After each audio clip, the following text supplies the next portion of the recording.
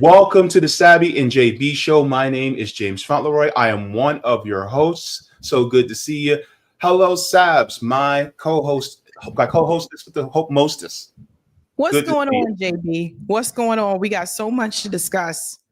Oh boy, it is going to be a very deep show. Just to let you guys know, the Sabby and Jaybe show is every single Thursday on RBN Revolutionary Blackout Network. If you guys have not already, go ahead and give a like to the stream. This helps push us out into the algorithm so that we can be able to reach more people, to inform, to inspire, to encourage. So thank you very much for that. Also, if you guys have you considered liking, sharing, and subscribing? Please do so, because that also helps us to be able to reach more people as well. If you'd like to, you can join our mailing list at revolutionaryblackout.substack.com so that you guys get notified whenever we go live. So you have that. And if you guys like to reach us, you can reach us at revolutionaryblackout@outlook.com. Good to see everybody joining us today. We're going to get to chats really quick. We're going to say our quick hellos, and then we also have an update before we get to our primary story that we're going to be getting into tonight. So first off, we're going to say hello to CBC Voter in the chat. Say happy Thursday at Sabby Savage and Jaybe. Good to see you, CBC Voter. Nice to have you in here. Also, we also have Kime says, here we go. Good to see Kime. We have Kevin says, doing the same across America, all colors now. All right. Yes. Thank you so very much. Let me see. We have Kevin saying arbitrary characteristics like normal. Smoke Guitar says, yo. All right. I love when people just do like one word ones. Those are awesome. And then we have Claire says, hey, Sabby from Ireland. Anyone interested in studying real community development? Can I recommend one of my professors, Cormac Russell? He's an organization called Nature Development. Yeah. Why not? Mm-hmm. Yeah. So, So if you would like to get in touch with Sabby, you guys can. I think you always have your email in all your descriptions on your channel, right? Yeah. Okay. So Claire, if you would like to get in touch with Sabby, because you didn't specify, me, you can always get in touch with her on her channel. And yeah, that sounds very interesting, to be honest with you. And hello from Ireland, by the way. All right. Also, we have John Kemper, aka Blue Marble, aka Adam Bashir, coming in saying peace, love, and solidarity. All right. Thank you so very much for that. Lady Alex says, greetings. Glad you're feeling better, Jaybe. Thank you very much. I am feeling much better. All right. We're very, very, very happy for you, Jaybe. Very. I know I already said this a number of times, but so many people reached out. So many people are happy for you. Thank you. That means a lot, definitely. And I'm very grateful. I was actually at a doctor's appointment, and the nurse practitioner was telling me, when she said you can live a normal life now, I broke down crying in the doctor's office. Jaybe. Yeah. I know, but it's so I don't even know, because I haven't had that experience, but I know you're so happy. Yeah, I am. The happiest I've been in a while. Yeah. So it's a beautiful feeling. It's definitely a beautiful feeling. Let's go on to Roger. Roger says, once they killed our revolutionaries, it was either get down or lay down for those who were left. We got to talk about it. We're going to get into it. And we have Lady Alex coming in. Oh, I already said hello, Lady Alex, but she said howdy from Albuquerque. Okay. From Albuquerque. Gotta say it like Bugs Bunny.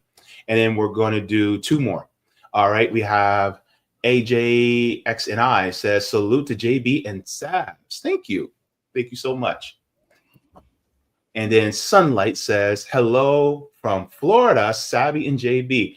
Well, hello to you from Orlando, Florida. All right. Nice to see you. All right. So what are we talking about today? So before we get into that story, we're going to be doing an update from our story that we did last week. So we were talking about the Austin Metcalf and Karmelo Anthony story last week. Sabs, do you have that link to about the house? And then we'll get into the press conference really quick.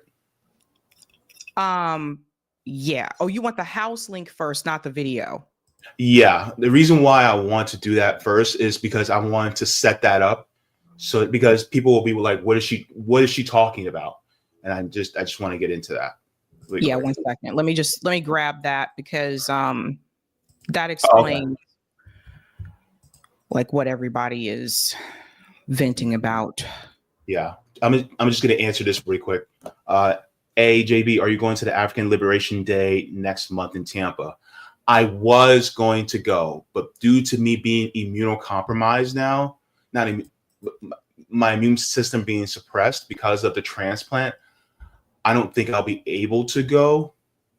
So unfortunately, I might have to sit that one out. I was also supposed to go to an event tonight, but I can't because I got to make sure that I don't catch any type of infections or anything like that. So I'm going to have to skip out for a few months for any in-person events. So it's quite unfortunate because I wanted to do a solidarity hub this Sunday for mutual aid, but I'll be donating stuff, but somebody will come and pick it up and then take it on my behalf. So that's what I'll be doing. But yes, I definitely wanted to go. I actually had plans on it. I had in my calendar, but things changed.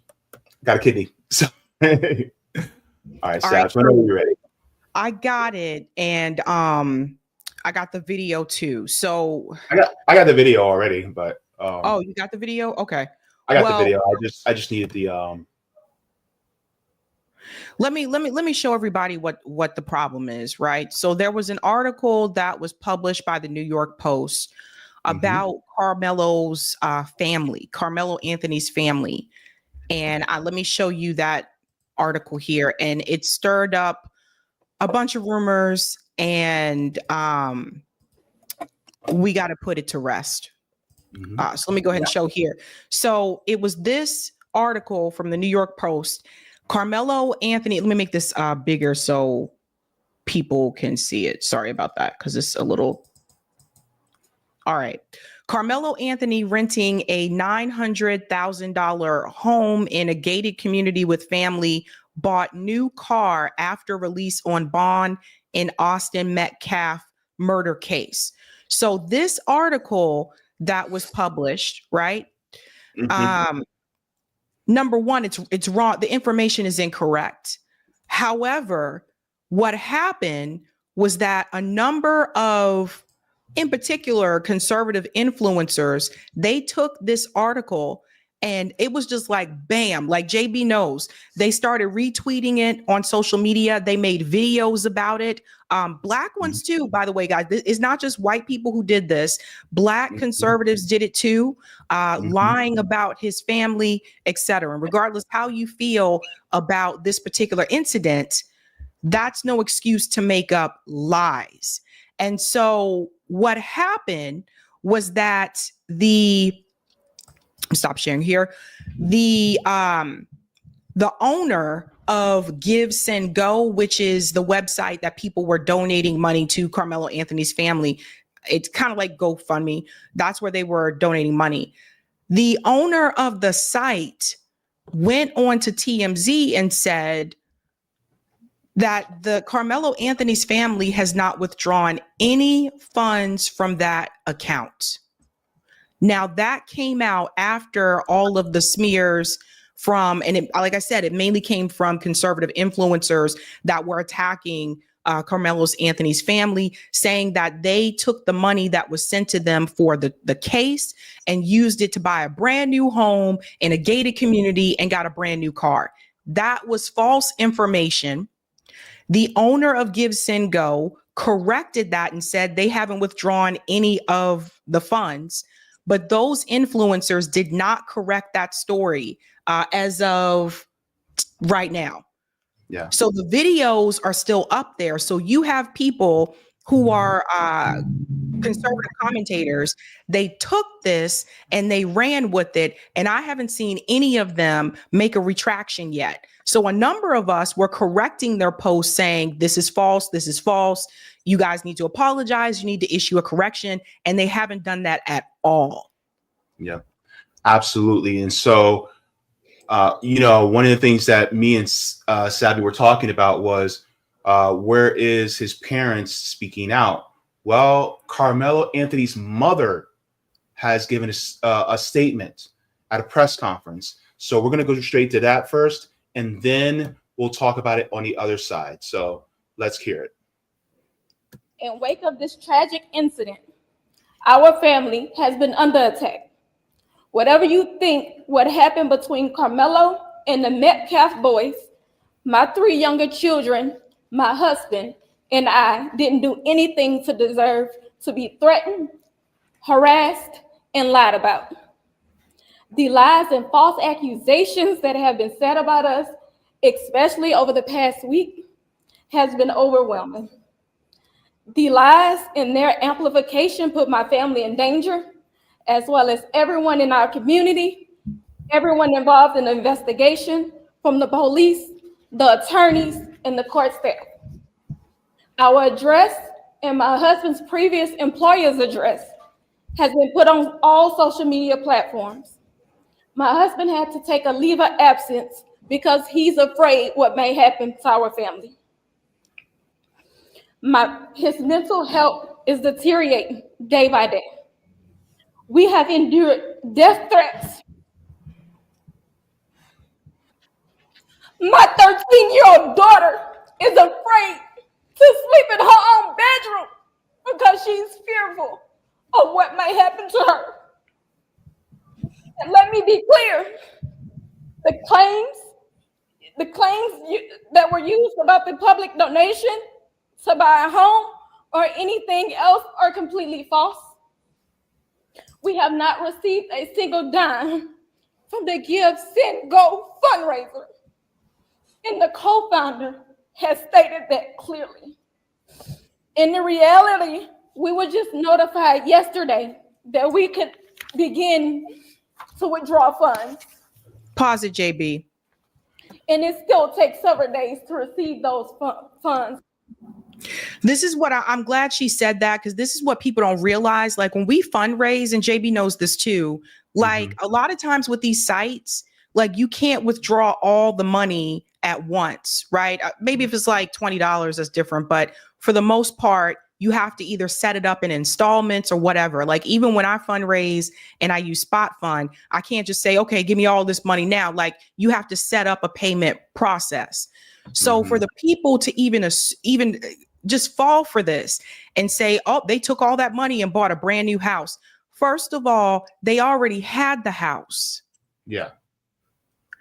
And it also, in my mind, it's also pretty racist too.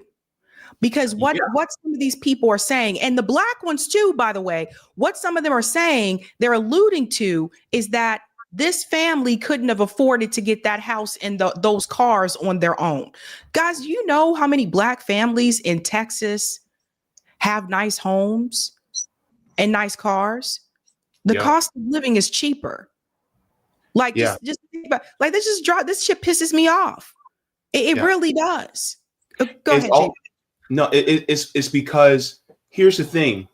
This is what happens when you link being black in America and you automatically think we're all impoverished. That's what happens. And so then you think that people who are in poverty have a moral failing. So therefore you think black people have a moral failing. See, this is why race and class, or identity and class, intertwine. Because then you start to assume that people who look like us have a moral failing by default. And then when you assume that, then you start thinking, oh, well, they used all that money to buy a house. And by the way, let me put this out really clear. Let me make this really fucking clear right now. So what if they did get a new house? They were getting death threats. And if they did, so what? If they got a new car, so what? So what? They're getting death threats. They got kids. And you're complaining about them using the money to get another house? So to protect themselves? And they didn't even do it. But you're thinking with that colonized white supremacist brain, and some of you black commentators that did it too, yes, you have that internalized white supremacy that is rotting your brain. You got that white supremacist brain rot that's making you think, oh, well, these are the Negroes that people like Chris Rock talked about. There's black people and then there's Negroes. And the Negroes have got to go. That's what you're thinking. And that's also classist as hell. Simply because they're a black family. So I gotta get that. I had to get that out. Jaybe and I saw pictures of the family in the home before, but we saw that like a week or two ago? Yes. The pictures of the house were already out there online like a week or two ago. And on top of it, pictures of them coming to Florida to Disney World on a trip. Yeah, his family wasn't poor.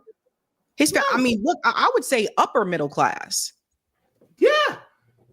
Look, Karmelo Anthony's family is affluent. Affluent. He lives in Frisco, Texas, which has a 52% white population and a 25% Asian population. Where do you know where it's 25%, a quarter of the population is Asian?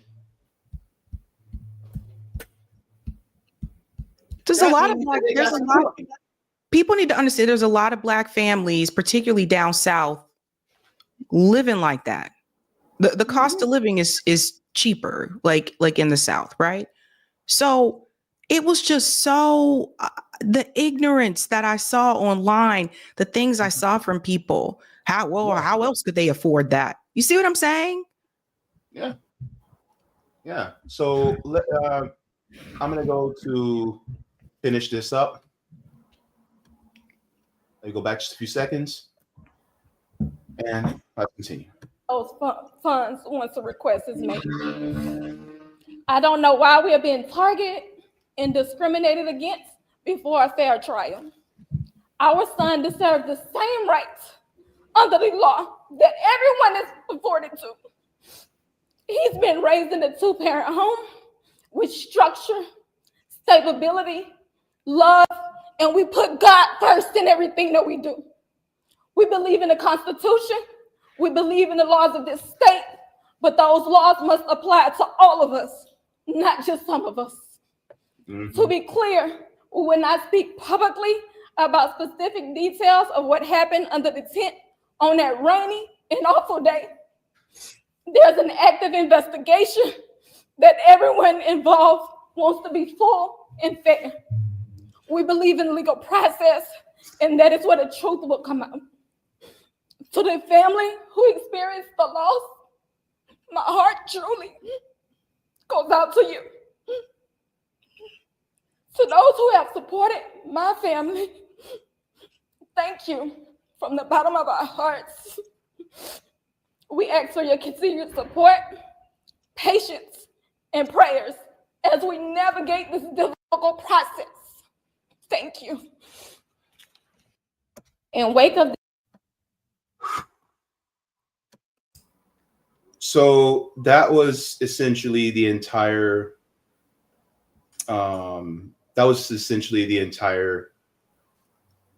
press conference. And the fact that the family is going through this and people are making assumptions based on lies. First of all, shame on the New York Post for posting a story that was not true. They should sue them. The family should sue the New York Post, and the New York Post should have to issue a retraction. Mm-hmm. Yeah. I'm going to share something really quick because I usually don't do call outs, but I'm going to call out a couple people. I'm going to call out at least one person for sharing this story, a very prominent podcaster that shared this story, because it doesn't make any damn sense. What I'm going to do is I'm going to share what I said, and then I'll show you what somebody else said. Let me enlarge this so everybody can see very clearly.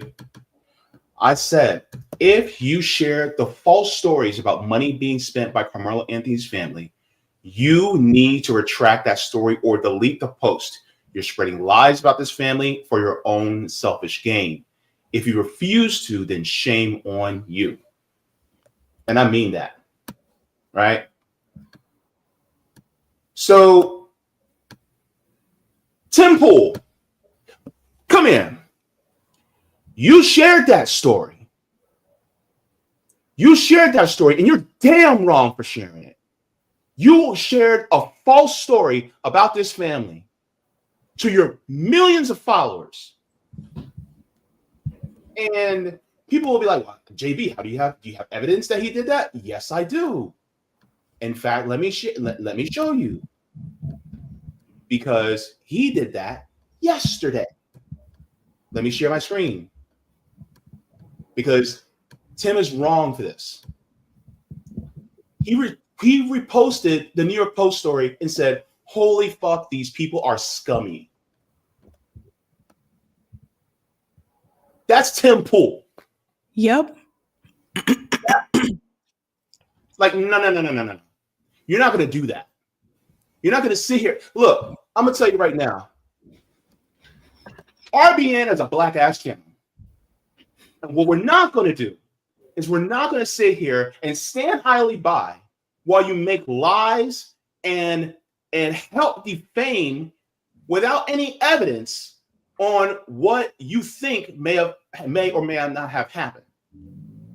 And so, Tim Pool, you need to retract that. You need to delete that, and you need to apologize to the Anthony family immediately, because you're wrong for that. And I'll stand 10 toes down on that. Take the beating off. I just your head in shame and apologize because you're wrong. I just want to add every commentator that shared that same sentiment that Tim Pool did, they were highly elevated on Twitter. So I'm not talking like 1,000 people saw their tweets. I'm talking hundreds of thousands of people saw their tweets and are spreading the same lie. Yeah. Calling the family scummy based on an article that is not true. Not even true. Tim Pool, Benny Johnson, I forget the other guy. Is Officer Tatum or whatever? Is that his name? Officer Tatum? Because the black conservative commentators are doing it too. The black conservative perspective, what's his name? Greg, I forget his real name. Him also made a video about this. So many of them made videos about this. This information is false. Yeah. And it's like, okay, you get it wrong. You come back and you make a retraction. So the question people need to ask, why aren't they retracting it? Oh, yeah. Ricky Johnson said, call out Matt Walsh. It started with him. Yeah. Matt Walsh, you too. You wrong too. Because I saw it from Matt Walsh. He was one of the first people who I saw it from. And by the way, you didn't see them do this with Daniel Penny. No, they didn't. What Daniel Penny did with his money, they didn't ask Kyle Rittenhouse what he did with his money. You didn't see those things, right? This family didn't even withdraw the funds. And you know what? It's crazy. This is what it means to be black in America. And I said something about this, and people are like, oh, why you got to talk about race? Because we have to justify our existence every single day. Even if we get funds, we got to justify every penny that we spend. Yep. Dare we say we go to Zaxby's and get ourselves a chicken salad, and people go, oh, you spent some money on Zaxby's. You know, and I'm just making an example But the thing is, it's like we have to justify our existence in order to be seen as equal to a white dude. Do you tell people to pull themselves up by the bootstraps, right? But then you want to ask, why do they have that house and they have those cars?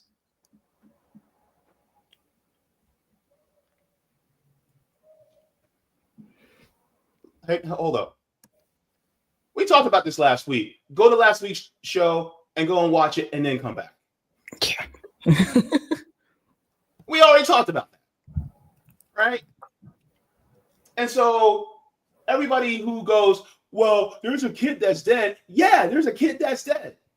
Yes. But we also got to find out the facts about exactly what happened.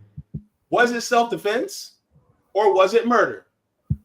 And we went over the police report. We went over somebody's eyewitness testimony. And now we will hear the facts bear out in court. But y'all are so quick to jump to conclusions. You jump to more conclusions for Karmelo Anthony than you did for Daniel Penny. You jump to more conclusions for Karmelo Anthony than you did with Kyle Rittenhouse. You jump to conclusions. This story is going to be big. This story is going to be equal to that of the O.J. Simpson story. It's going to be equal to the O.J. trial. I just feel it. But to sit there and to make claims based on falsehoods, nah, no, we're not going to sit here idly by while you do that. It's 2025. It's not 1990. We're Black people are sick of this shit. We're sick of it. I honestly, I blame corporate media because they have been convicting people instead of people, allowing the trial to play out. Just like they said Luigi Mangione was the killer. They said he was guilty. He has not stood trial. We don't even know. Remember, we talked about this. We don't even know if the pictures that they showed of him, that don't even look like the same person. Mm-hmm. But like his lawyer said, they have already, the media and the mayor, Eric Adams in New York City, have already said that my client is the killer, is guilty. We've seen multiple cases so far this year where corporate media has decided that someone is guilty. Yeah. Without actually going over the actual real evidence and circumstances that led to that point. It's scary times. It's scary times because, these trials are going to have a jury. And if the media gets the message out first that this person's a killer, they're the jury already heard that, right? Before they're even selected. So the jury's mind is already tainted. Yep. Which shrinks the jury pool. It's terrible. I'm sorry, but this is just, I couldn't believe how many people ran with that story. I'm like, what is this? And what made it bad was the black ones that were doing it, Jaybe. How else could his family afford that? I'm like, are you serious?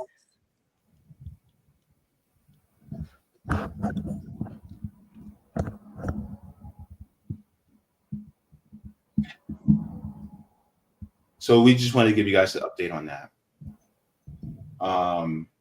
And we'll be following that story even further. So yeah, we'll get into that as time moves forward. But let's get into our primary discussion that we wanted to have. This is really Sabs, I would say this is more of a continuation of our conversation that we had over the phone. And I think it's going to be a really interesting one. It's really just going to be a conversation between me and you, and then the audience is just going to be listening in, right? So let me share the thumbnail, and then we'll get into the segment. So, individualism infiltration, how individualism dismantled the Black community.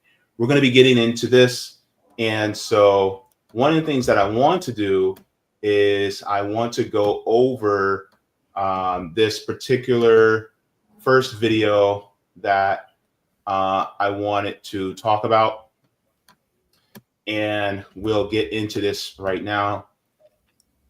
I should have set this up, but that's my bad. But let me do this right now. Let me make sure I get it right. Okay. Hold on. Okay. Okay.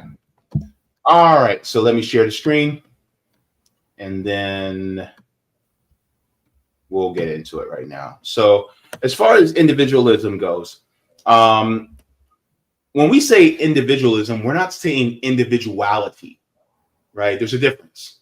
Individuality is the person's, independence as far as how they express themselves, right? When we're talking about individualism is really the person who considers himself to be an island when it comes to doing things for themselves, doing things for their survival, for them to be able to thrive. They remove themselves from community. They remove themselves from this thought of, I need to, they do it outside of an interdependence, right, of their community. And so as Black people, I've noticed that we have adopted rugged individualism more and more into our culture. And it is dismantling our culture. It is dismantling our community as a people. And as we have been seeing over the last, say, about 40-ish years, that we have just drifted apart more and more. What say you, Sabs? I agree with you. And it's something that I didn't see in other communities, right? I think for us, we're kind of taught, and Jaybe and I talked about this earlier, but we're kind of taught that, once you're 18, that's it. You're on your own. Right. My dad said that to me. You got two options: go get a job and get an apartment, or go to college. Right. Yep. And what I noticed along the way is that some of my other friends that came from different cultures did not have that response from their family. They weren't like given like that hardcore, like this is your choices, like that type of thing. And that it's more common to try to keep the family together, as physically together as much as you can, even if you're 18.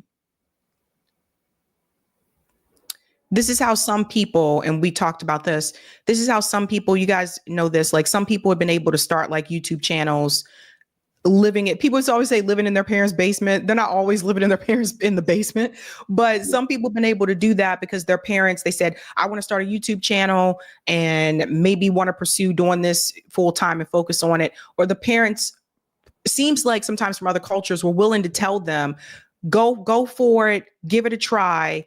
You can stay here as long as you need to, etc. And people need to understand that that's how a lot of like those people, in particular in the media space and YouTube, that's how those people were able to give it their all and put so much into it to build what they built, because they didn't have to continue working another job, or let's say like going to school or other responsibilities or anything like that. And for a lot of us, particularly like people like me and Jaybe, a lot of us that are Black creators, we did not have that convenience. So it may take us longer, or we may not have as much content, or like those types of things, right? And it got me and Jaybe to kind of talking, like not just about like content, but just in general. There seems to be a strong push for individualism within the Black community, instead of like continuing trying to keep that family unit physically together for as long as you can. Absolutely. So let me share my screen really quick, and then we will get into this. I just wanted to use this as kind of the intro, like the jumping off point, and then we will start our discussion. So this is off of TikTok. Let's go. That's what society sees when they look at me, right? Ooh. And with that comes a unique set of experiences that are unique to me as a Black man and unique to some other Black people as Black people. So my angst comes when we say person of color, right? Person of color is anyone who is not white. We can agree that there are some shared experiences that we all have as people who are not white. That's perfectly fine. Now, the purpose of this video isn't to be divisive or polarizing, but simply to draw attention to something that I noticed. When we say POC or person of color, when we mean Black, I think it waters down the story, history, and the complicated relationship that Black people have with this country and in this country. I think some issues are unique to Black people. And when we're talking about issues that are unique to Black people, we should simply say Black people instead of person of color, people of color. I think that is a blanket statement that doesn't accurately describe some situations, because race is a social construct based largely off what people physically see when they look at you. That's the reason why when people look at me, they see. So I brought that up because we're talking about specifically Black people in America. Because the experiences that you see with other POCs, people of color, is different, because many of them who may have, come from immigrant families don't have the same influence of individualism in the countries, in the respective countries that they came from. So therefore, we have the unique experience as Black people that we have been conditioned by capitalism, by white supremacy. And yes, we have been conditioned because a lot of us have internalized white supremacy. I will openly say, yes, I still contend with it, right? And we have to be willing to be able to say that. And we also contend with it within our own communities, and it being influenced by, white supremacist type of culture.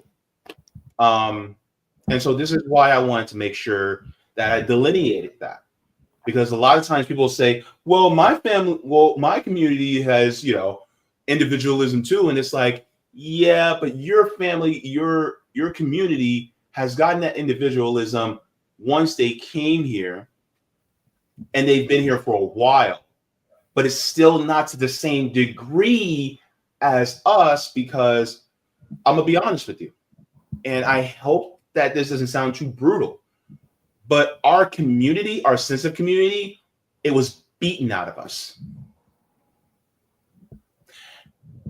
When you think about the Black experience, and by particularly the Black American experience, what community do you know where families were separated as soon as they were put on boats? And then further separation as soon as they got here. Children ripped away from their parents, siblings ripped away from each other, husbands, wives, people who are romantically together were ripped apart. So when it comes to the community aspect, that has been severed constantly throughout our entire history. You also want to talk about separation? Let's talk about mass incarceration. A lot of people don't talk about that. School to prison pipeline. Absolutely. And so that's why I wanted to lay the groundwork for it being a unique experience among Black Americans. Now, one of the things that I wanted to talk about is, let me share this, because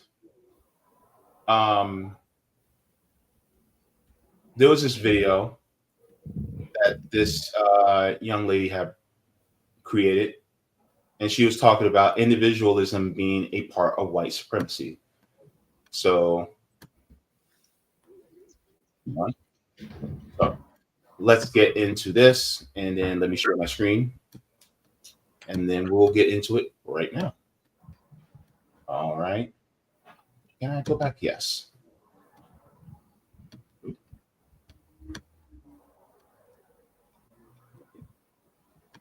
There's a lot of avoidance within the white community to actually do this work amongst each other. So if you haven't seen my first video, go back and watch it. I just need to respond to the vast majority of palm-colored people that are responding in my comment section saying, exactly, this is why I had to cut my parents off. This is why I don't talk to my siblings now. This is why I know I'm about to have to cut my mom off. This is also a tenet of white supremacy. Individualism is a direct result of two things: colonialization and white supremacy. Now, I will preface this by saying, yes, she is absolutely correct. However, I say three things: colonization, white supremacy, and capitalism, because that's something that a lot of people don't talk about. Capitalism is also part of that equation, but she's in the right direction, in my opinion. So let's continue. So yes, I completely know, understand, and have lived needing to distance yourself from your community, from your collective, in order to heal. Oftentimes, animals in the wild do this. If there's an injured animal, they will separate themselves from the group so that they can physically go heal and then reincorporate themselves back into the tribe.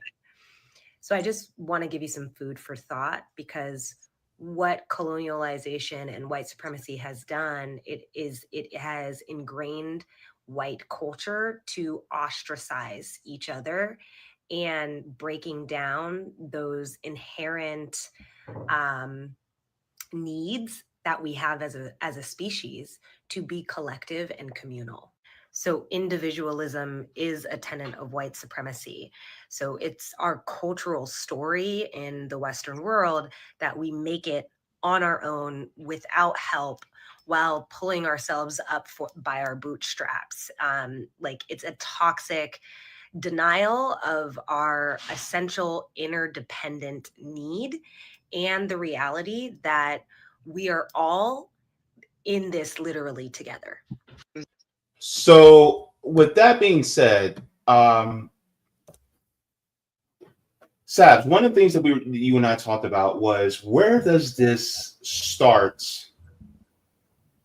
in our community? And you made it abundantly clear, and I agree, is that it starts in the home. Can you expand on that a little bit? Yeah, it does. It's, again, this idea that once you're 18, you got to move out or get a job, move out, get an apartment, or you're going to college. One of these things is going to happen. And what I noticed, like, when I was growing up, is that for my friends that were a part of different cultures, they didn't have this timeline. They didn't have that. Like, their parents didn't tell them, like, well, this is what you're an adult now, so you got to go do your own thing.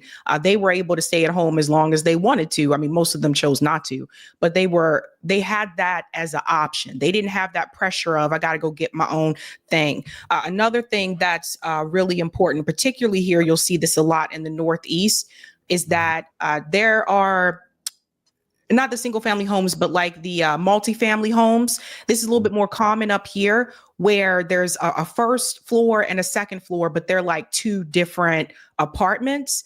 It's not uncommon, especially like years ago, where a family may live in a multi-family house, and then the child is now, an adult, and they will also still stay in the multifamily house, but they'll take the apartment upstairs.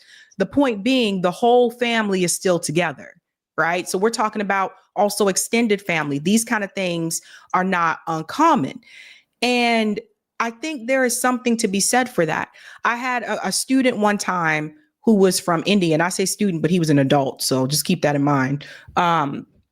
Made it very clear to me that he did not want to stay here in the US because he said that when you're here, you're on your own. There's no sense of community. And he said, like, back home in India, he said, my whole family stay together until I get married.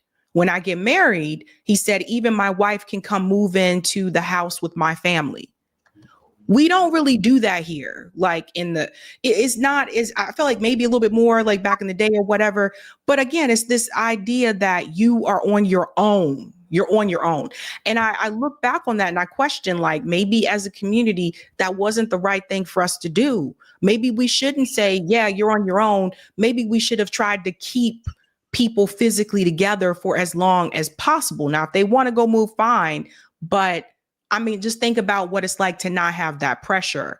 It's just some of the things that I kind of, I look back on, and I realize with like other cultures, it doesn't seem to be that way. That you can go to some of the other countries and you'll see how different cultures have not just the immediate family living in the same house, but also the extended family living in the same house.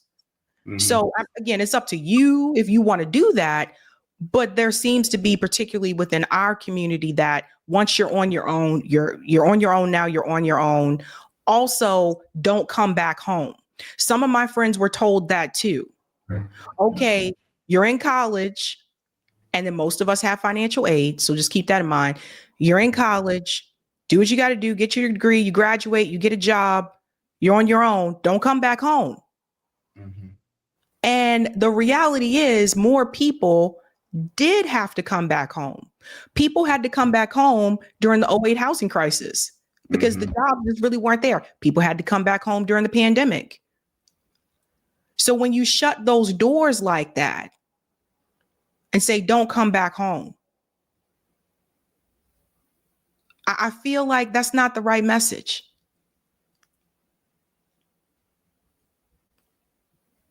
Absolutely. In fact, I'm going to share another video with you where she says something very similar to what you just said. So this is going to confirm exactly what you were saying. So let me share this really quick too, because I think that this is a very good point to bring out. So let's see. But it's not supposed to be no whole rush. Oh, when your child turn 18, you got to move out. That's the topic. Quit forcing these children by the time they turn 18. Oh, by the time you get out of high school, you got to get out of my house. No, I'm not doing it to my son. I have a son that's 10 years old. I will not put my son out the house.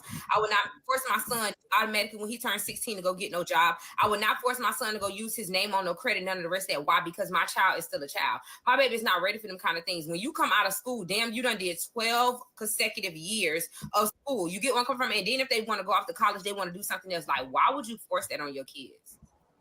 I believe until I give your children at least till they 21, 25 to make that decision to be able to say how I want to leave. That does not mean don't give them no responsibility. Yes, you pay your own car payments. You make your own car insurance. Yes, you get a bill, take a bill out of the house or something. But like, y'all need to stop forcing y'all kids to move out or making them feel as if it's a big deal to move out. Them kids come back home and they end up coming back home by 25 and 26 and 27s in their early 30s is because it was hard as fuck. They never had a chance to be able to have fun. They never had a chance to be able to do those things. Y'all need to start waking up. Let's talk about that. Quit forcing people to move the fuck out because that's not how you create generational wealth. It's not. Y'all done had a job and y'all been working at y'all job 15 years and y'all still making the same amount of money that y'all making. All y'all showed them children is how to work and how to work bill from bill. And y'all been renting apartments for forever and ain't nobody got a house that they own. You still making payments on cars and you changing cars out every month and you ain't owning anything. Leave these children at home low enough so they can own something. Let's talk about it.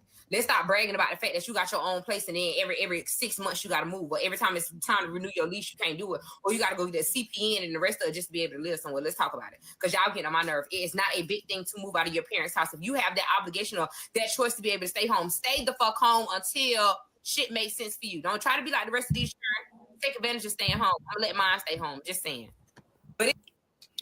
Speak on it. Yeah. The part she said about the generational wealth, it's always interesting when people would say that, like, okay, once you graduate high school, that's it, move out, get a job. As if you get paid right away. I mean, you have to put down like up here, you have to put down 3 months rent to even get an apartment, right? So where is all this money going to come from all of a sudden? And you just graduated, right? I've been working since I was in high school. I started work when I was in high school. Me too. Right? Yeah, like we had to work.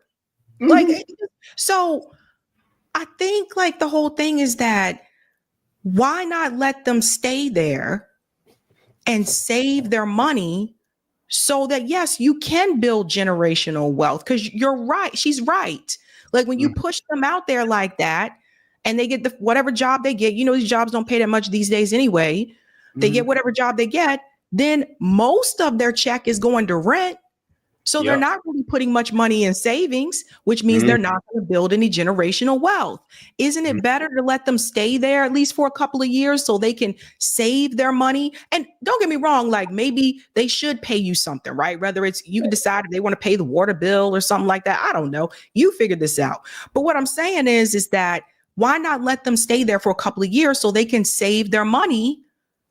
And then maybe instead of putting down 3 months rent to give to a landlord to get an apartment, maybe they'll be able to put down a down payment on a home. This is what I'm talking about. Yeah. Let me come at it from a scientific standpoint. Can I do that with you, Sabs? Go for it. All right. At what age is the human brain fully developed? Fully developed human brain. Is it 21? 25. Yep. 25? The human brain is fully developed by 25. The prefrontal cortex does not fully develop, which is responsible for judgment, until the age of 25 years old. So why are we kicking out people who don't have a fully developed prefrontal cortex into the world in order to use judgment that they don't even have fully developed yet? Damn. When you put it that way. So we're literally putting people who aren't in their right mind out into the world. And you expect them to make it on their own? Well, in that case, Jaybe, then they shouldn't be drafted at 18 either.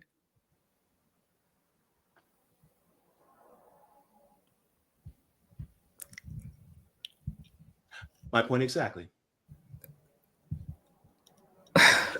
But yet, we're willing to kick them out, or we're willing to force them to have to sign to be on the hook for hundreds, if not for thousands, if not hundreds of thousands of dollars for a college education. And they're making a judgment call on a brain that's not fully developed so that they can have college. See, this is why I'm a big proponent of having free higher education, right? And so on top of all that, when you do this, the rugged individualism is baked into the system, because that means if your child moves out, that's another person paying rent. That's another person paying a mortgage. That's another person paying the electric bill. That's another person doing all these other things so that these companies can make more money. And that's how they do it. You're supporting capitalism. When you push them out like that, you're basically supporting, because think about it. Who's going to make more money? The landlords, the property management companies that own those apartment complexes. But you could keep them at home if they want to stay home. Some people do. Yeah. But if they want to stay there, you could keep them at home, and then you guys can build more generational wealth for the family. People used to make fun of, think about this. I remember when I lived down south, right? Sometimes people used to make fun of like the Mexican families, saying that, oh, you guys all live together in one bedroom apartment, right? But 10 years later, where they living? Because think about this. Let's put our brains together, guys. Think about how much, if it's 6 of them living together in one bedroom apartment or whatever, how much they paying for rent versus you living in a 1-bedroom apartment by yourself. They splitting that amongst the 6 of them. Mm-hmm. You paying for all of it on your own. Mm-hmm. So, but again, that's another example. Notice how they move as a unit. As a unit. I've had people, like when I worked at Outback, right? One of the guys that was one of the dishwashers, he was talking about how it's his responsibility to send money back home, like to his parents, save up, send money back home to his parents, and then hopefully get more of his family members have the money to come here as well, right? Mm-hmm. They're staying together as a unit. The family is moving as a unit. As a unit. How many of us that are Black Americans are able to send money back to our parents?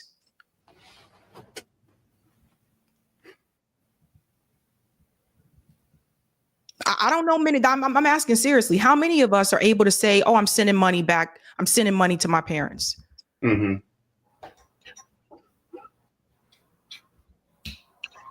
And a lot of us can't do that. A lot of us can't.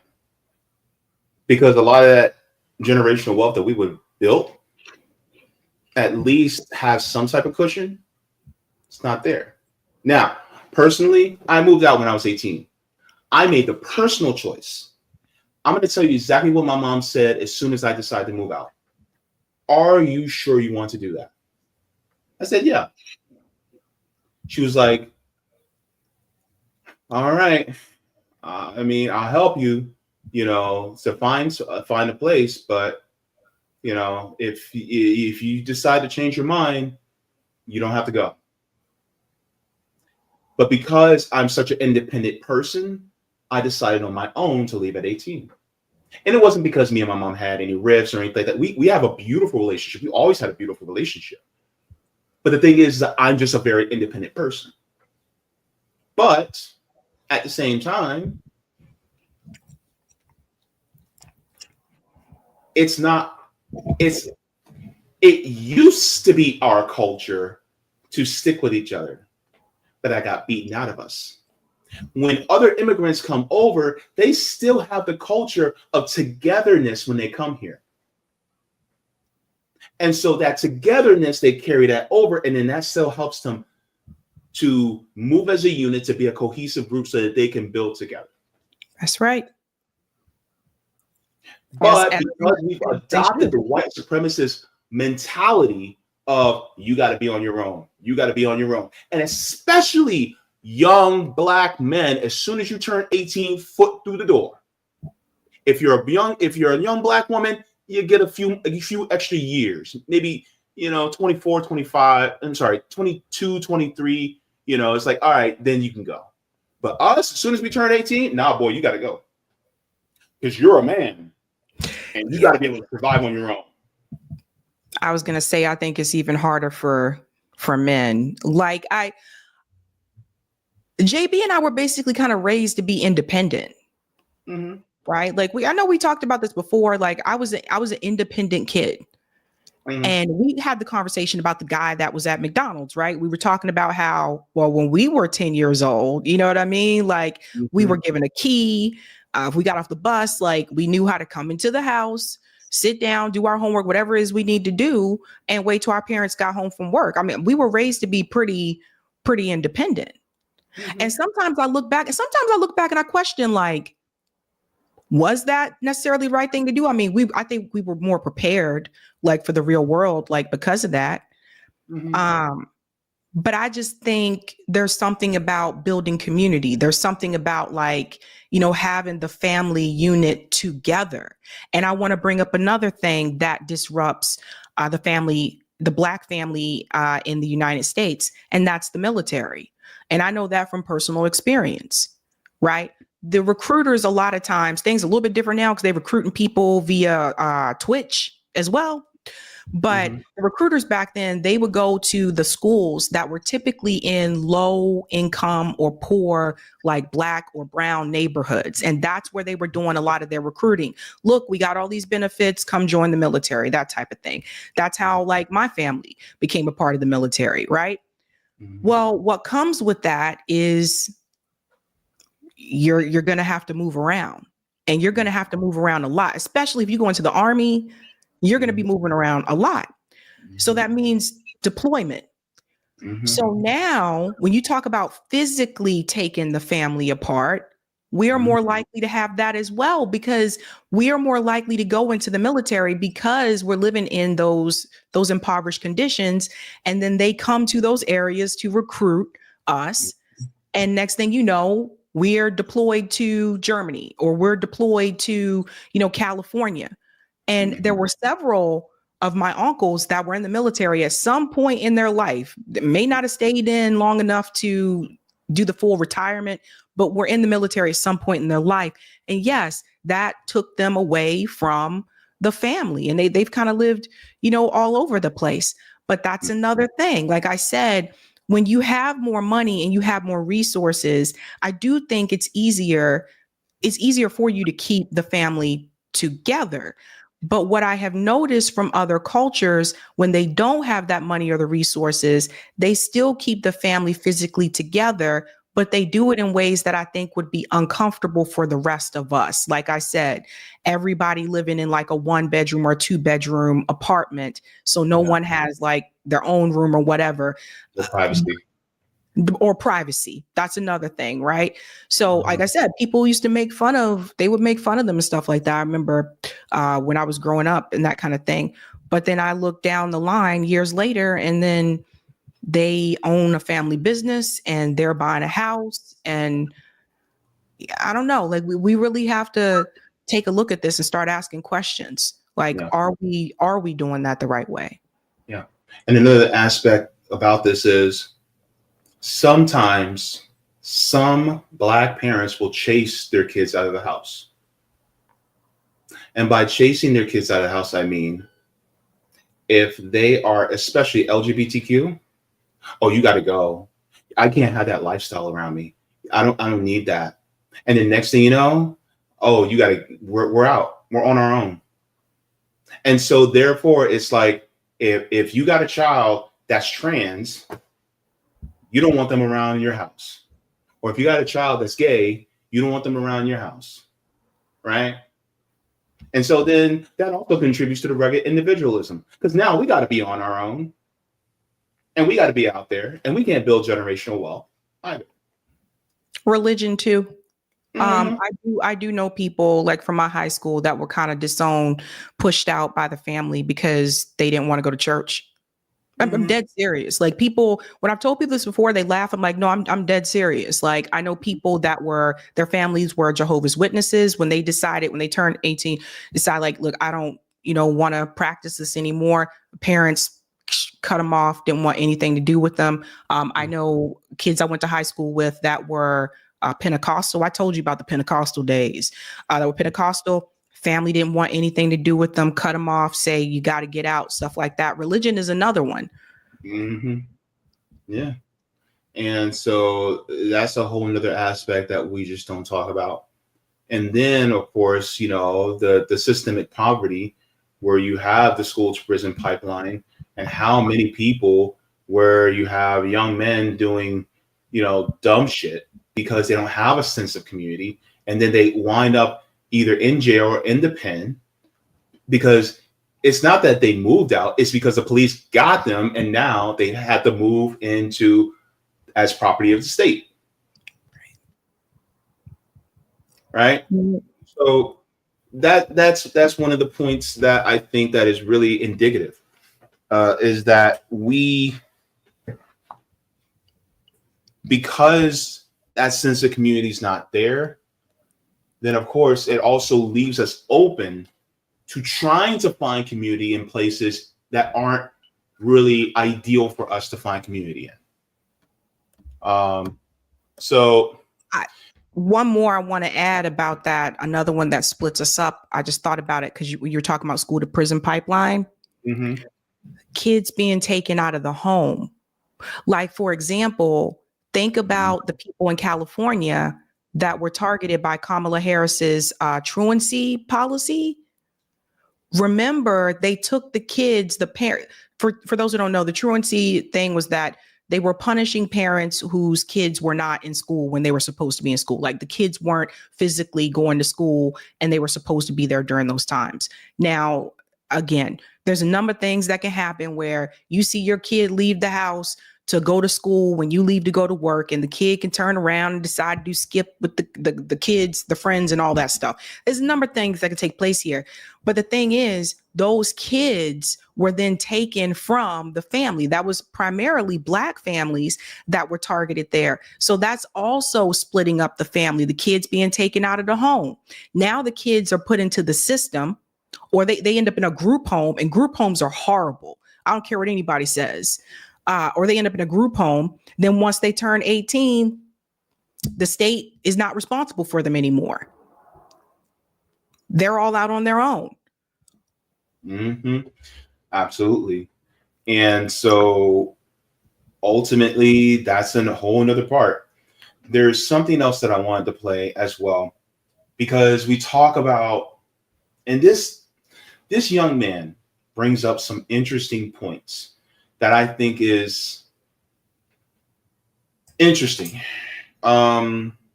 Interesting in a way where he comes up with also what he thinks is solutions, which I don't see necessarily as bad.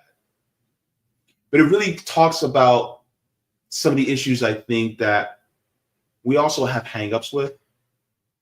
Let me play it, because I think that it's important that we get into this part as well.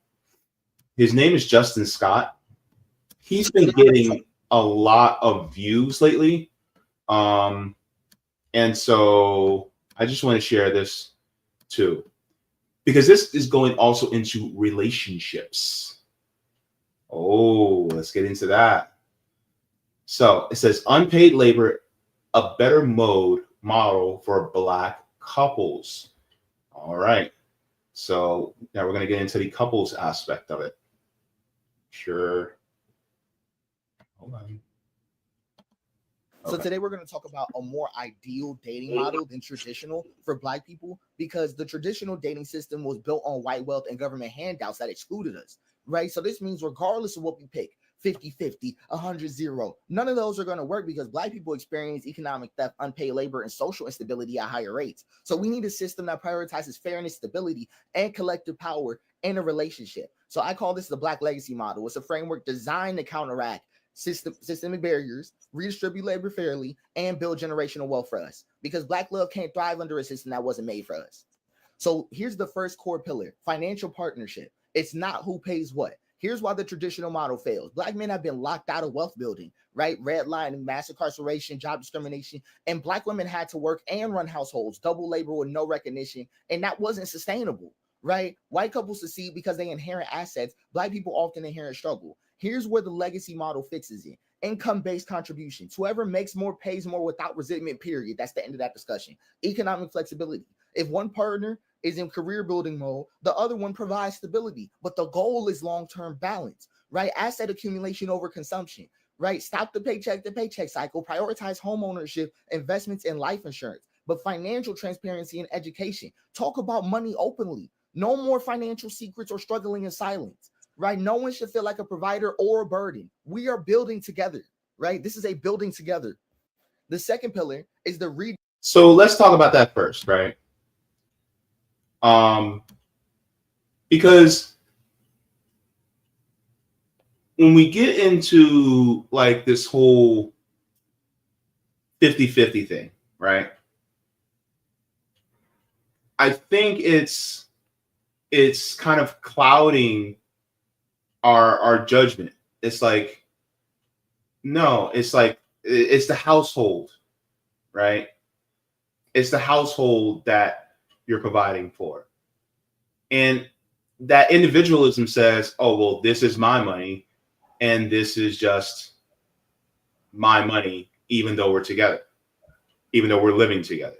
And it's like, I'm a firm believer that, number one, if you're a couple, you both should have your own separate accounts, but you also should have a joint account. I'm a firm believer in that. Right? My mom always told me, always have your own money. Yeah. Right? Especially for women, have your own cash. All right. Seriously, You know? both of you, women, men, make sure you got your own money too. Men, women, they, thems, I don't care. Make sure you have your own money. But the thing is, it's like if it's for the household, it's for the household. And if one person can only give 20%, all right, then the other person has to pick up that 80%. But then that can flip, right? But it's about making sure that the household has what it has what it needs. And it's and some men unfortunately will get caught up if they're a woman. Because I remember watching a Martin episode where Gina made more than Martin. I hung up on it. I'm like, dude, so what? You know? So yeah, I just wanted to stop there for a second. Yeah. And it's different. Like things have changed over time just because, I mean, when my grandparents were, back in the day, like our grandparents, there may not have been as many women that were working, right? Like in the workforce, right? But that changed over time. And now you see that you kind of have to, like, I don't know anybody that can be a stay-at-home mom. I really don't. I don't know. One of my friends tried it one time because she believed that it would be cheaper instead of paying for daycare, right? That lasted about 3 months and then she went back to work.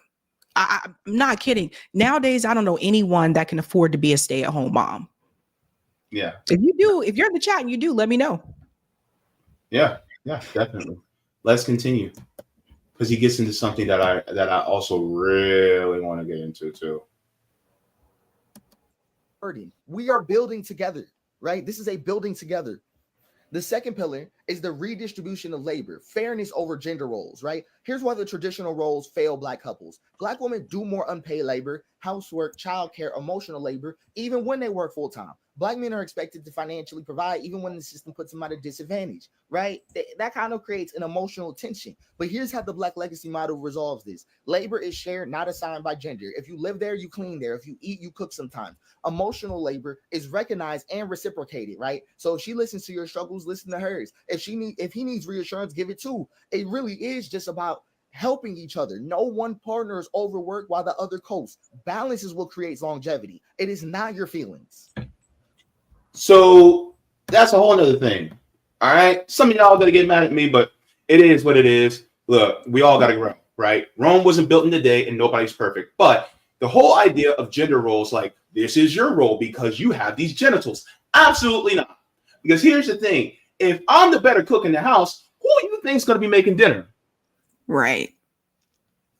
No, not the person living with me. No. Or look, I know some men, they can do laundry like nobody's business. They can do the creases on the creases on the pants are crisp.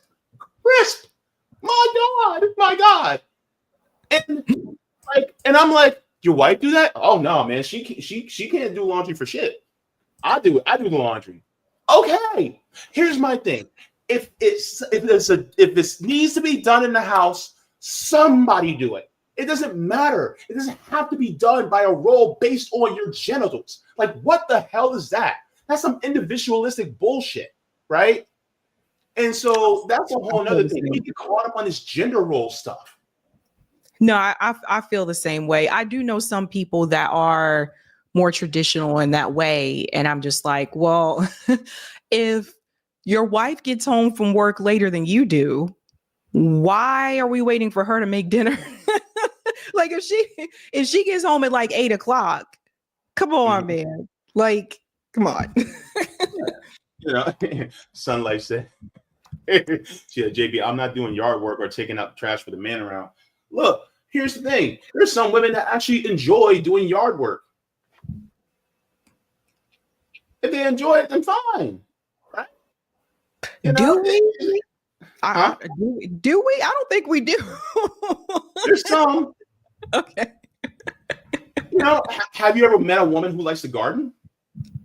Oh yeah, okay. I see what you mean. Yeah. You're right. I do know women that like to garden. When you say yard work, I immediately thought about mowing the lawn, which I hate. Some of them probably do, and that's okay.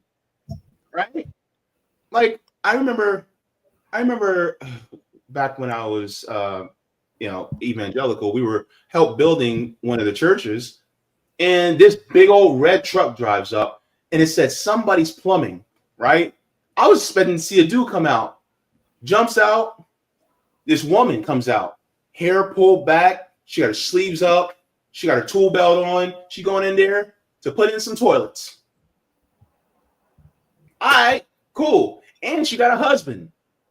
So my thing is, it's like, he may be the one that does the cooking and cleaning at home. Or maybe he just cooks and maybe she cleans because he can't clean for nothing. And she's a better cleaner than him. Who knows? But the thing is, like, it's the household. So if it needs to get done, then it just needs to get done. Yeah. And I think about it this way, if you lived by yourself, you would do it, right? Like if you live by yourself, you would wash the dishes and you would like sweep and mop and stuff like that. So I'd hope so. But. Yeah. So that's just a whole other thing. Anyways, let's continue. Right. And this is also another thing, that childcare is a partnership, not a favor. A father isn't a babysitter, he's an equal parent. We got to start actually just talking about the level of accountability we need to have given how far we've gotten. The third pillar is community and family investment. This is the village approach, right? Here's where the American model failed us. White families accumulate wealth through generational support, right? Inheritance, business connections, housing assistance, right? But Black couples are expected to do everything alone, often while supporting extended family, right? The reverse. Here's how we fix this. Okay, family and community support. Raising kids ain't just on the parents, grandparents, aunties, and trusted friends contribute. Group economies, pulling money for investments, real estate and business ventures, right? Elder and childcare strategies. Instead of relying on expensive outside help, Black families can create in-home support systems, right? If we move like a community, we stop struggling like individuals. If we move like a community, we'll stop struggling like individuals. I like that point. We got to move like a community. So we stop struggling like individuals. Yeah. Mm-hmm. And also, just as an aside, you need to start thinking about your community as your family start. Your community starts at home. Yeah. So if you're not willing to build community with your own family members, then you got a problem. But part of that too, part of that building that community with the family is not spending as much time on social media. That too. Part of that is that, it's like Jaybe and I didn't grow up with social media. Mm-hmm. So, it's, I don't know, it's a little bit different, but that's part of it. Like if you're having dinner, like I try to have dinner as a family. Like that's kind of like my big thing. But if you're having dinner, should you be on Facebook? Why not just have dinner and have conversation with your family? Stuff like that. Like, I don't know. Like, if you're going to bed, should you be on Facebook? Mm-hmm. I don't know. I feel like, and I see it all the time. People are so sucked into their phones. Like, I've been to the mall and I'll see people hanging out with what looks like their family while they're at the mall, but they're all on their phones. Right. So I think we have to put that to the side a little bit too. Part of that means like taking your face away from social media, even if it's just for like a couple hours or so, and spending that quality time with your family. When I was growing up, like we played board games, like as a family, we used to play dominoes. You remember dominoes, Jaybe? Mm-hmm. We used to play dominoes, Yahtzee, Monopoly. Like we played board games like when I was growing up. Wait, y'all play Monopoly and y'all still talk to each other? Listen, we'll have to have another conversation about that. Because I still swear to this day my dad cheats with Monopoly. With Monopoly. But I'm like, you can't win every time. Come on, you're doing something. Yeah,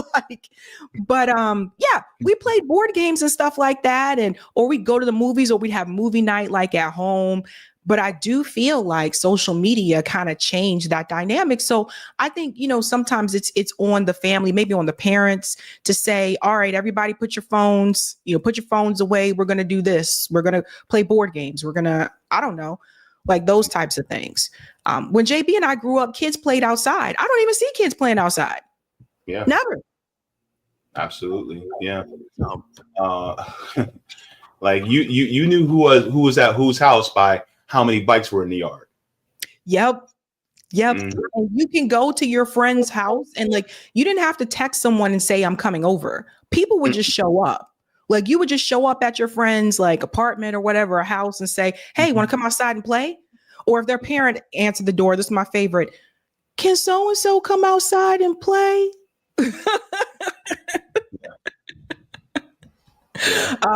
But yeah, I think that's a big part of it. Get off your phones, get off social media for a bit, like, and just spend quality time like with your family.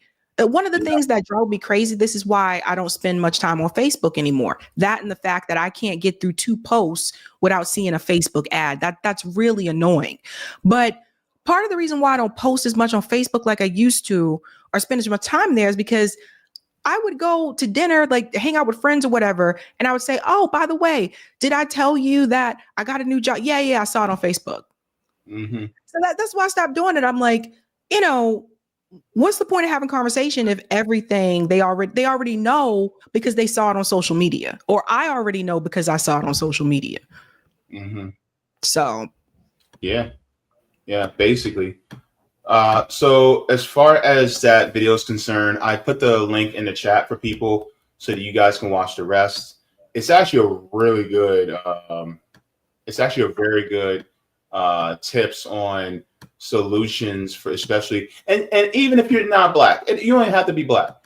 You just apply those solutions within your household and in your family. And then, you just do the damn thing. And make sure that, you guys are pushing for, building community within your own families. So I just wanted to share that. And I'm not finishing it due to the sake of time. But another thing that I also wanted to go over really quick as well was some of aspects that a lot of people don't talk about as far as this was an article out of Pew Research Center that I wanted to share as well. And in this article,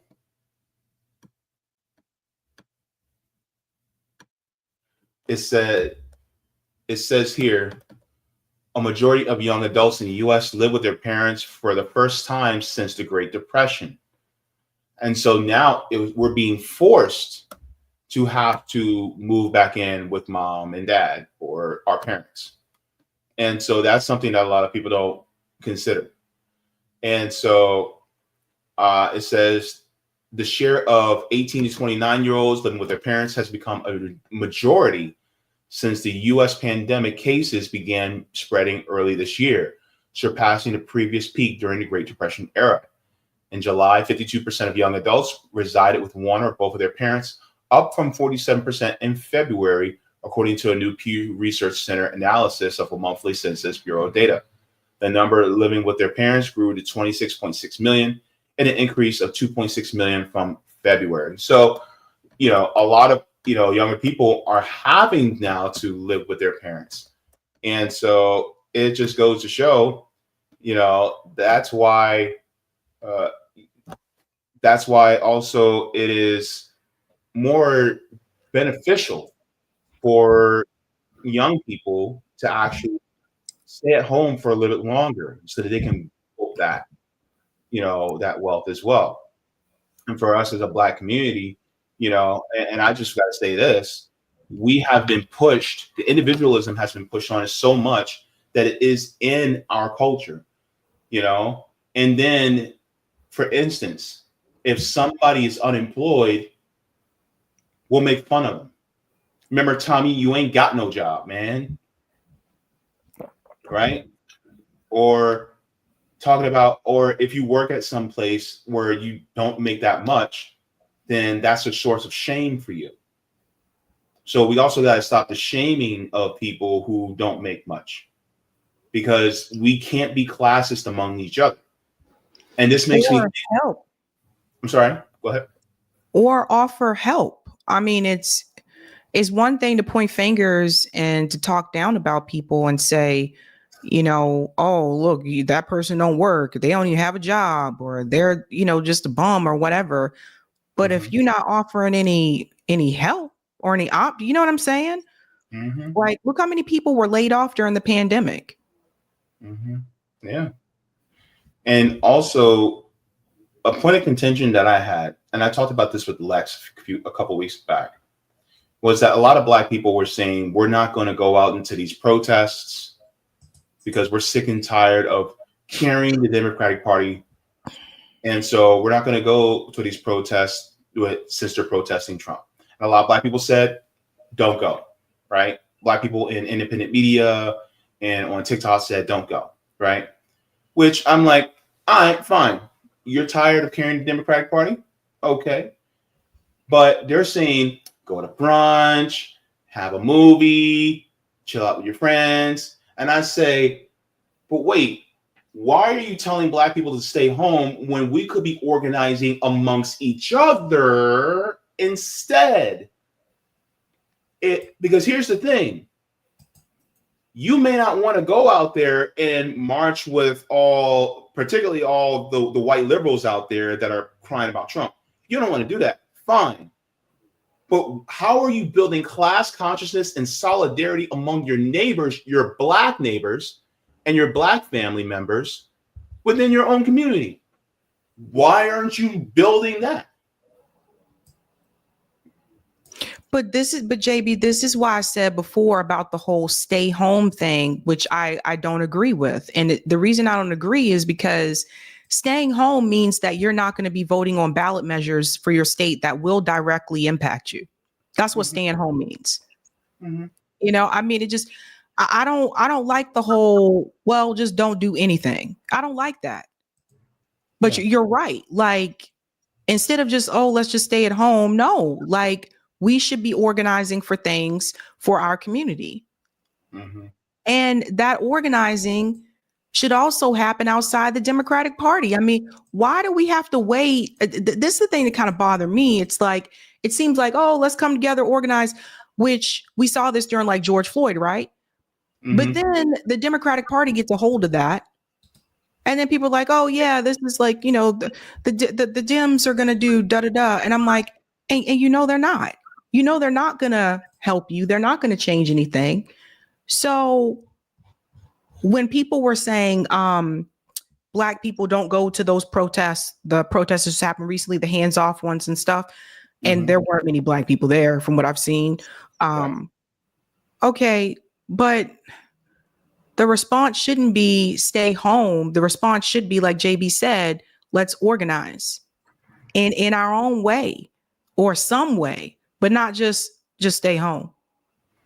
I mean, we can organize cookouts, we can organize block parties, we can organize mixers, we can organize all these different things. But when it comes to actually building class consciousness and solidarity and doing mutual aid with each other, we're not going to organize that.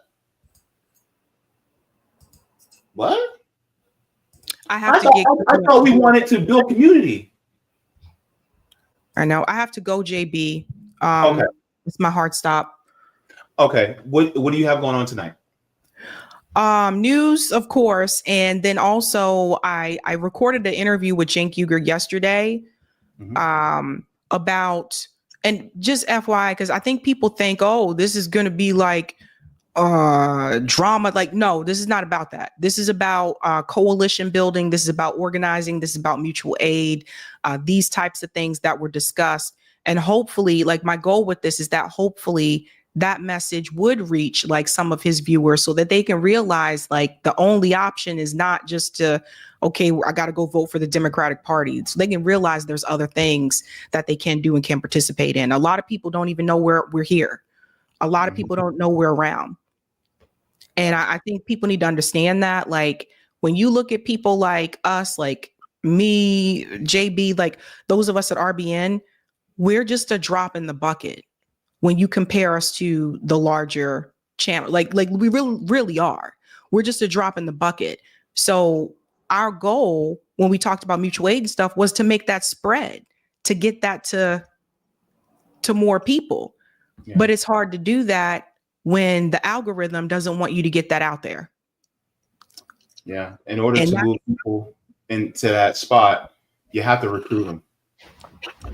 Yeah. Yeah. I mean, people need to know that there's other things that they can do. So Absolutely. Well, thank you very much, Sabs, for your perspective. I'll wrap things up here, and I will see you in the chat on your channel. All right, Jaybe. All right. Take care. Bye. All right. All right. So one of the things that I want to do is I want to share this one last quick video, because a lot of things this gentleman says is very true when we talks about towards the end of his statement about what I was just talking about. Okay. So I'm going to share this. If you guys are not familiar with Deontay Kyle, he has a podcast called the Grits and Eggs Podcast. I want to get him on RBN. If you know Deontay Kyle, and if you have his contact info, let a brother know. All right. Because I would love to have a conversation with him, especially about subjects like this. But let's get into this and hear what he has to say, and I'll talk to you guys about it on the other side. Relationships is subjective, bro. I don't know what you and your girl going through, and I can't tell y'all how to handle y'all business. Niggas sit here and talking 50-50. I'm gonna stay out of the conversation. My girl ain't never worked, but my kids ain't never had a babysitter. My kids ain't had to go to Head Start at 3 years old. I ain't knocking it because niggas had to do that. I'm just saying mine was raised in their home, so they rooted in who they are. That's what I believe in. I believe you get your values from your mom. Why not have your mom around you all the time? Your grandma around you all the time? I don't have these conversations with niggas because that don't have nothing to do with me. If that's what you want to do, that's how you rock. That's how you get down. Get down. Keep that shit off the internet, nigga. It's a relationship. It's 2 people or 5 or 10. Nigga, you want a haram of bitches? That's on you. Keep that shit off the internet. Because all that do is give niggas something to argue about because everybody gonna have a different stance on it. Because love affect everybody a different way. Niggas was raised different. Niggas come from broken homes. Niggas come from violent homes. Niggas come from loving marriages. None of us gonna see this shit the same way, bro. Right. Fuck out of here with that shit, bro. I don't want to hear that shit. Matter of fact, we can go 50-50 in the street. Let's get it. Let's talk about that. Go 50-50 on a business with your homie. Go 50-50 on a nigga bail. To get a nigga out, go 50-50 on something that means something, bro. Because what niggas want to do is they want to engage with women. But they don't want to engage lovingly. Because you can get a lot out of a woman's by fucking with their emotions. You've been in a relationship, you know how that shit go. Yeah, you know, sometimes it's not even what you say. It's sometimes not saying anything at all get you cussed the fuck out. Right. Oh, You see what I'm saying? Niggas are playing off of people's emotions for attention and engagement. I don't rock with that because you manipulating, you exploiting your own people. You might as well sell crack because you fucking with people's hearts. You fucking with how people grew up. Nigga might have seen their mama get their ass beat all day and a nigga want to sit here and talk down like, oh, why you stay? Now, how you think that's gonna trigger another? You fucking with people's heartstrings and emotions for engagement. That shit is whack. How we gonna build community like that? So I want to go back to this part especially, and let's hear it again. Wait, bro. Right. Fuck out of here with that shit, bro. I don't want to hear that shit. Matter of fact, we can go 50-50 in the street. Let's get it. Let's talk about that. Go 50-50 on a business with your homie. Go 50-50 on a nigga bail. To get a nigga out, go 50-50 on something that means something, bro. Because what niggas want to do is. So he talked about going 50-50 in the streets, right? Going 50-50 with your homie and building the business. How many times have people like me and Sabby have talked, and Roger Meadows has been saying this ad nauseum about starting worker cooperatives? Why not go 50-50? Maybe it's you and 2 other homies, or maybe it's 3 or 4 of y'all, and actually create a business among yourselves in order to be able, and then build it democratically and operate it democratically so that there's not one person on top, right?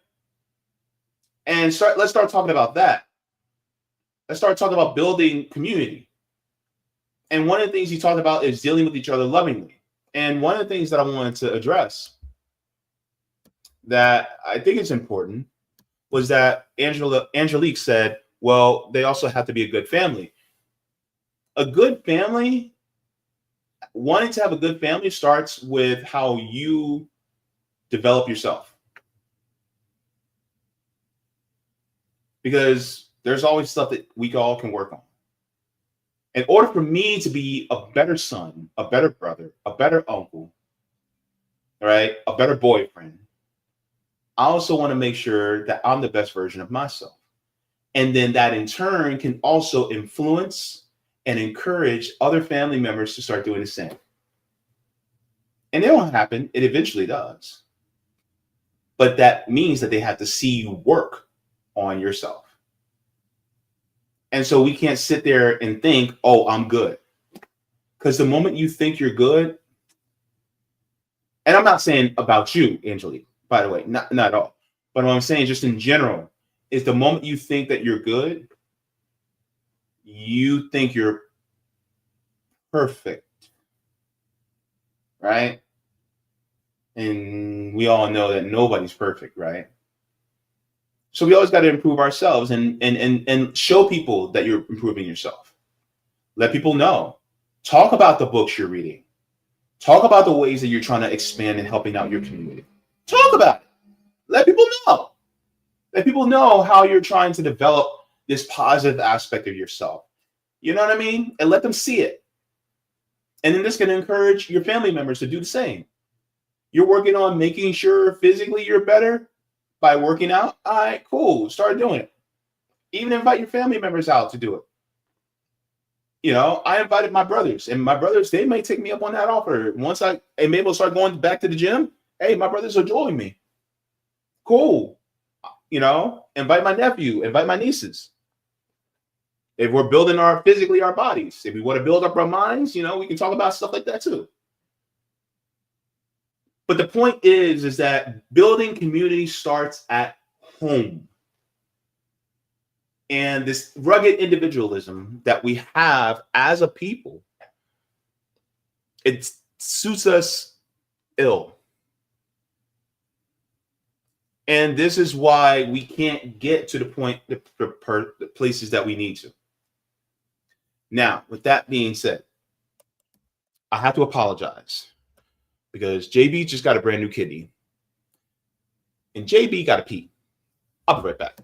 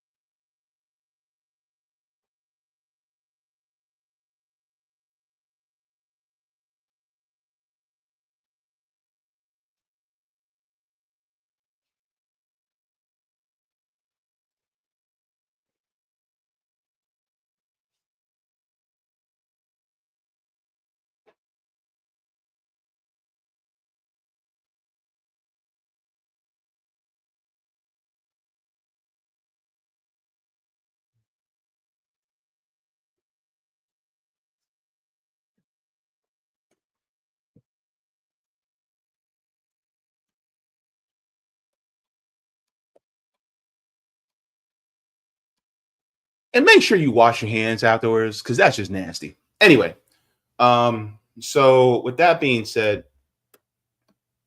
one of the things I'm going to do is before we end with a patron shout out, I'm just going to go through some of the chats. But yeah, man, this is why it's important for us to build together, right? And hopefully this will bleed into other communities because, you know,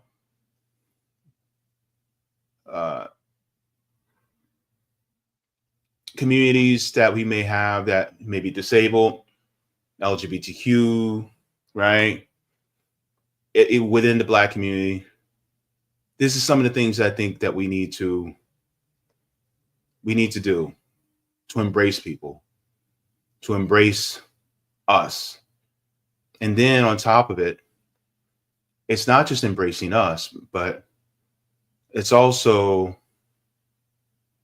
helping it so that if we start to build community with each other, then it can be a great influence on other communities that may not do the same either. So, yeah. Got to get rid of that rugged individualism that's pushed on us. We got to, and we see it in our pop culture. We see it with rappers talking about how I'm self-made and I got all this stuff. Like, no, you're not. You have a whole community behind you that got you to where you were. And then you left a lot of them in the dust. And that's part of individualism too. Look, here is a mantra that I absolutely love. And to my Black people, please pick up this mantra. Everybody eats. I'm going to say it again. Everybody eats. If I eat, you eat. So we're not going to move where only I get to eat and then you eventually fall away and now I'm by myself. No, it's not going to work like that. Because even if I have to take half of what I eat and give it to you, we're both still going. Until we can actually have more so that I don't have to give you half. And you can have your own and I can have my own. And then we got it together. But everybody eats. Let's make sure that we build community like that. All right. Now, with that being said, do me a favor. Go ahead and give the like. Appreciate it very much. Let's get into some of the comments in the chat. I'm going to check first to see if we have any Rumble rants, and then we're going to go into the Rockfin chat, and then we'll expand into the YouTube chat. So we're going to do that right now. So let's go into the Rockfin chat. Let's talk. I'm glad we had this conversation because I think this is much needed. All right, folks. So, Rockfin chat. Thank you so very much, Roger, for this. He says, holy shit, start playing Return of the Mac by Matt Morrison. Jaybe is not only back, but a new and improved Jaybe. Return of the Mac, Montayan, Return of the Mac. Oh, that. Sorry. He said, he's naming names and he's cursing. What type of kidney did I give you? He said, Lumberjack twins no more. This is Bonnie and Clyde. Yo, I don't think the seriousness of the situation has been lost upon me, but someone in the room has to bring some levity to the situation. Sad, we always have these folk who share the same melanin, who come from our community, who get off code. We have to accept and get used to it. I asked them to show me the video where they said the same thing about Trayvon, Jordan Neely, and Ahmaud Arbery. Sabby, the trade-off for those immigrant groups is a lot of their parents expect them to become one of two things. You will go to college to become a lawyer or a doctor, regardless of what they want to do. This goes back to the Nat Turner slave rebellions. After it failed, slave masters looked back on it and asking, how did it happen? They said, oh, they were getting together and talking amongst themselves. Well, then we are going to have to stop that. The precursor to Black Panthers was coming together by socializing. So they felt the need to patrol because they must be up to something. Hugging the corner police ride by, no loitering signs on property. Socializing is just so inherent with us.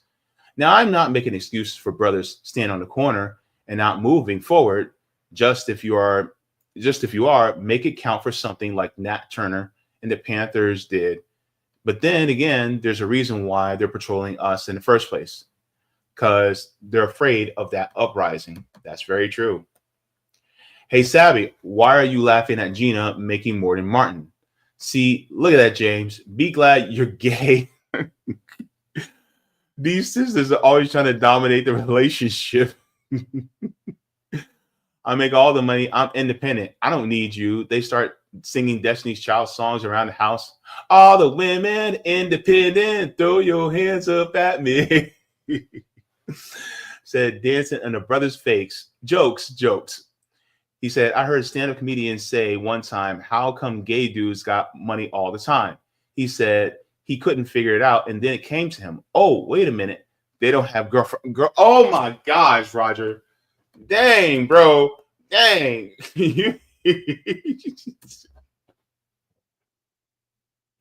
Don't you know no good? Don't you know no good? Okay.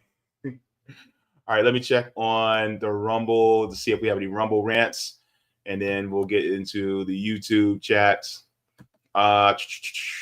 Looks like we're good on the YouTube. I'm sorry, on the Rumble side. All right. So let's get into the YouTube chat. And we got a few, so we're going to get into that. So Roger says, individualism taps into the Freedmen ego. If they can do it, then we can do it better. We get so carried away with that. If they bite the heads off kittens, we feel we can do better. You know what? Ego can be a really big issue, especially among us men. Ego can kill movements and community. And so we got to get past that. We got to be willing. We got to be brave enough to be humble. Men have to be brave enough to be humble. Do we have the guts to do it? Do we have the intestinal fortitude to be humble? Right? I'm not talking about taking shit from people, like if anybody, disrespects us. That's not what I'm talking about. I'm talking about being able to look at yourself realistically and not take yourself too seriously and be honest about your faults and then work on those faults. Are we brave enough to do that? Are we brave enough to do the internal work? That takes strength, right? But yeah, that whole, we can just do it better. I mean, maybe we can, but we got to judge it on a case-by-case basis. There's some things that it's not worth us doing. And moving in a way that white supremacists move, it's not conducive for us. Sunlight says, this is the same BS that went on the supposed looters during the wildfires. Yeah, you were talking about this story with Karmelo Anthony, how they were making up stories about looters. Yeah, it's definitely a problem that is constantly at the forefront. Kona Ursa says, Rome talked about the harassment of the death threats on Karmelo's family. Yeah, and unfortunately, this continues because a lot of people have, ulterior motives, or, they have this selfish intent in wanting to spread some falsehoods. Christian says, this is what it's like to be Black in America. Absolutely. D1 New Old School News Old School says, Black people are bad, poor, and always begging, they say. Yeah, that's what they say. And the thing is like, number one, that's not who we are inherently. Number two, if you put any group of people in the same position that we're put in, they're going to do the same things. And number three, if you stop that injustice and actually improve the material conditions of these people, that being us Black Americans, then of course it helps alleviate a lot of the things that you complain about. But it's also not inherently, it's not an absolute that we are this way.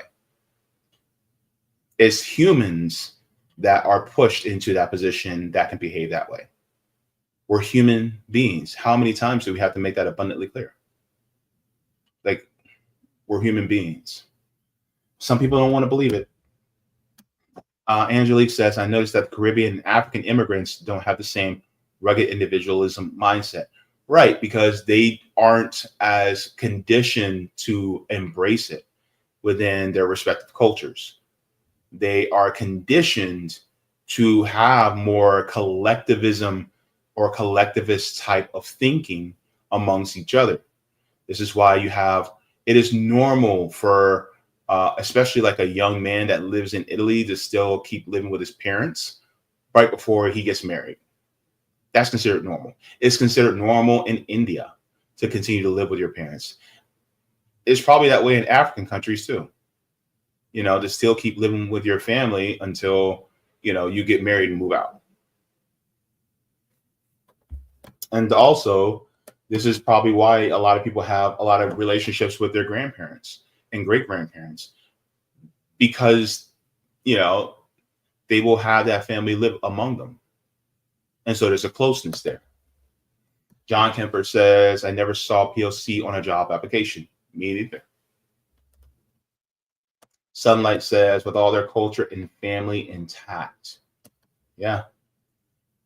We don't get that privilege. E.G. Butler says, my kids just graduated high school. I told them they can stay home until ready to move out. Well, good for you, E.G. Butler. Appreciate it. Ani Shah says, do you think that's a Western way? I think it's a capitalist way. I think it's a white supremacist way. So if that bleeds into it being considered a Western way, I would also say yes. So yeah, we need to get out of that mentality. Rondo says Jay-Z is an exemplar of this Black excellence, rugged individual. I'm a hustler archetype. It's gross, lame, and unhelpful. Yeah. People want to be like these people because they think that they can make it on their own. When in reality, they can't. They can't do it.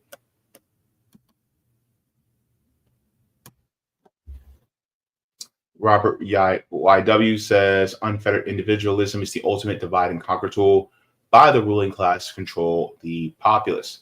Absolutely. And this is how they do it. It's similar to how they push the whole nuclear family thing, just so that they can have, multiple people buy homes, multiple people, have to buy transportation, and multiple people have to buy, multiple utilities, things like that, in order to maximize profits.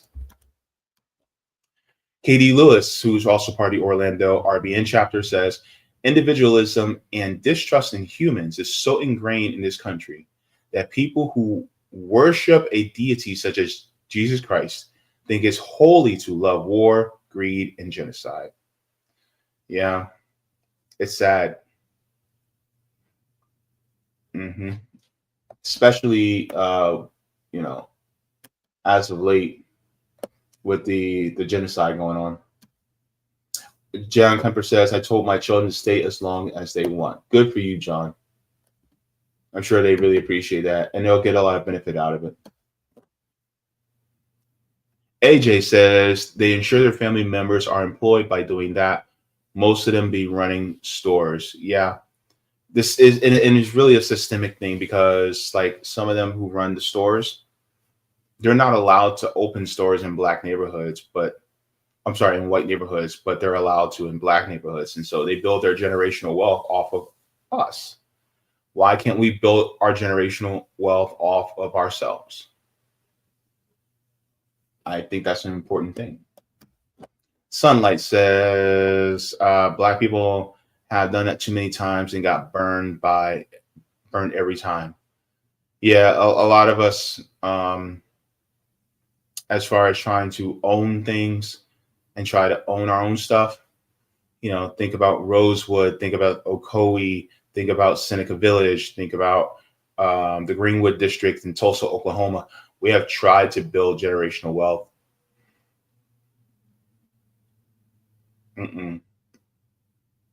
We're always, our neighborhoods get burnt down, or they get, put underwater and made into lakes. It's bad. So we're constantly under that thumb too. Good Time says, can you explain where the individualism came from for Black Americans? I noticed a lot of Black boomers embrace individualism with their children. So, I mean, really, it was like I said, it was beaten into our ancestors. And so we adopted it and we kept it going because we were told that this is the only way you can actually survive within this system. And so now we embrace it and make it seem like this is our only option, when in reality it's not. You see, radical left extremist says psychological warfare is a part of class warfare. Thank you very much. Sunlight said, Jaybe, oh yeah, I talked about that. They're doing the yard work thing. And Sunlight says, facts, Jaybe, to each their own. I was a pipe welder, and a lot of men said women make better welders because of their attention to detail. Well, look at you, Sunlight, doing the damn thing out in these streets. All right. Welding and whatnot. Love to see it. Love to see it. Let's continue on. Let me see.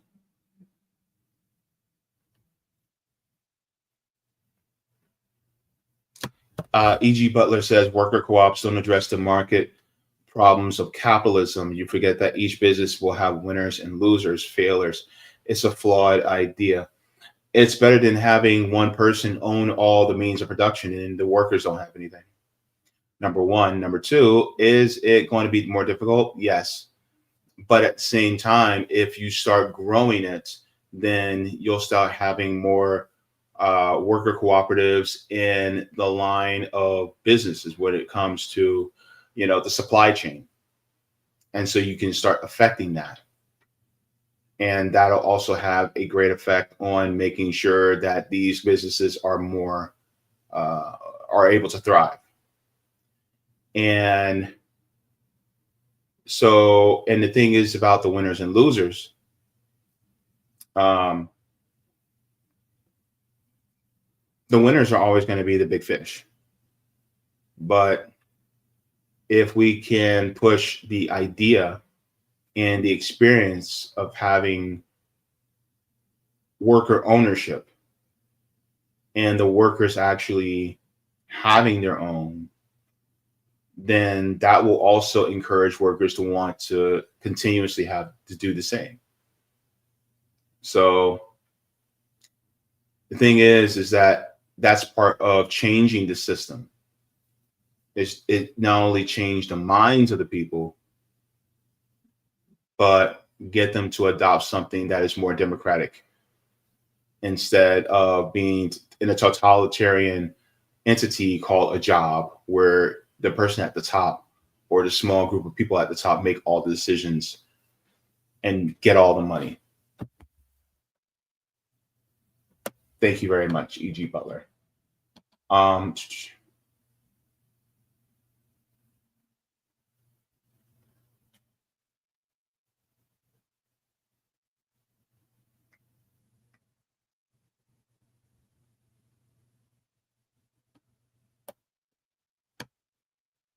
UBI reparations are both flawed ideas. They don't address the market forces of capitalism. Look, this is why we're trying to get capitalism, get rid of capitalism, right? Because the thing is, like, capitalism is going to exploit it all the time. Like, and the thing is like, I'm sorry, you're constantly going, this is why we're going to fail. This is not going to work. Everything sucks. We got to figure something out. We're doing it right now, but that you keep saying, oh, it's a bad idea. It's a bad idea. It's a bad idea. All right. So then what do you suggest? What do you suggest? Because we're doing mutual aid. We're building dual power out here. We're trying to do what the Black Panthers did. We're also working on ballot initiatives, trying to get the system changed so that it favors worker cooperatives more. We're pushing for worker cooperatives so that workers actually have power so that they don't even have to build unions. So we're doing it. in order to change the system, to change the culture as well. And yet you're like, well, that doesn't work because, you know, capitalism won't let it. Well, then fuck capitalism and let's get rid of it. Let's do what we can to get rid of it, which we're doing right now. So, I mean, let's not be a Debbie Downer on every idea, right? Let's just try to focus on pushing for something that actually works. But anyways.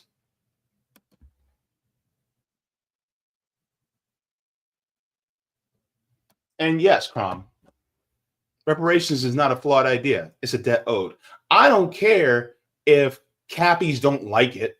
It's a debt that's owed. Pay the debt. So what?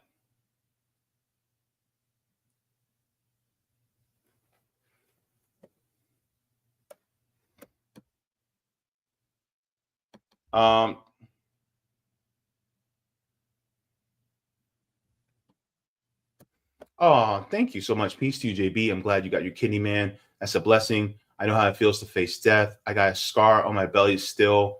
Take care, fam. Hope to meet you all one day. I'm out. Nice to meet you. Thank you so very much.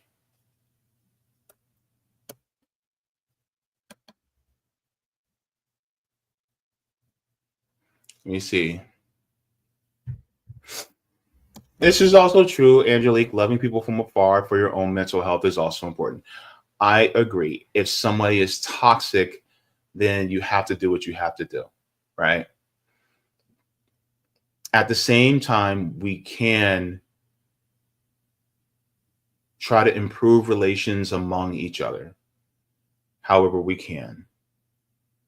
It's easier said than done, I know.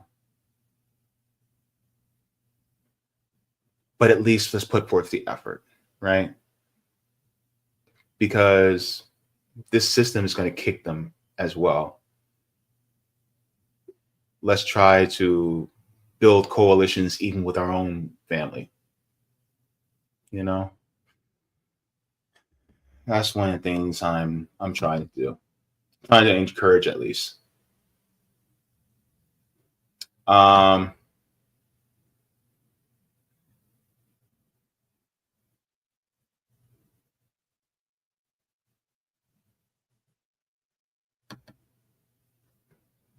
Okay.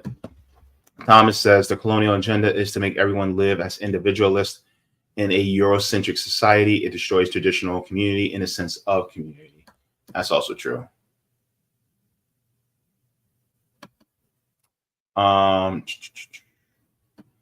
TC says political power only comes from a long beer. Oh, jeez. I mean, he's not wrong in some ways, but Misanagi says the system has been designed to hold black men back. Yeah, it's designed to hold, you know, it's not just, it is, yeah, black men, yes, but it's also designed to hold the majority of people back as well, so that the power stays within a small group. But yes, you're right. Allison says, oh my God, I was just thinking about this. Not only do they make all the decisions, but often don't do as much or most important work for the entire organization. I absolutely despise it. Yep.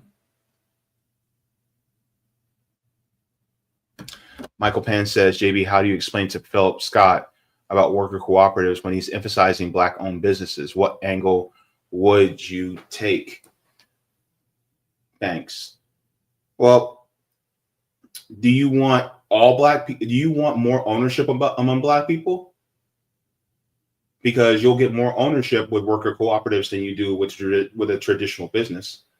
But a traditional business, you may have one or just a small few workers that are exploiting our own people. With a worker cooperative, you have all the workers that collectively own, and they won't be exploited because they actually collectively own. And then the money, instead of all the profits going to the top, the money is distributed, and then it actually creates a more cohesive ecosystem economically among the entire community. And then that money can be circulated, especially if you have worker cooperatives that also are nearby each other. And then if you go down, you know, the line of the line of production, then what happens is the supply chain. I mean, then that influences and it carries over. And so why not? Like, why wouldn't you want more, Black people to own? If let's say I got a restaurant and I'm the sole owner of the restaurant. Well, you only got one sole owner, and then the rest of the people there are workers, right? Let's say I own a soul food restaurant. It's me, the sole owner, and then all those other Black people, they're being exploited by me because I'm actually taking all the profits, and I'm taking the profits for myself because I'm the owner. Versus if it was a worker co-op, right? All of us are owners, and instead of all the money going straight to me, it gets distributed democratically amongst all of us, and then everybody makes more, everybody eats, and then we can all use it in our community.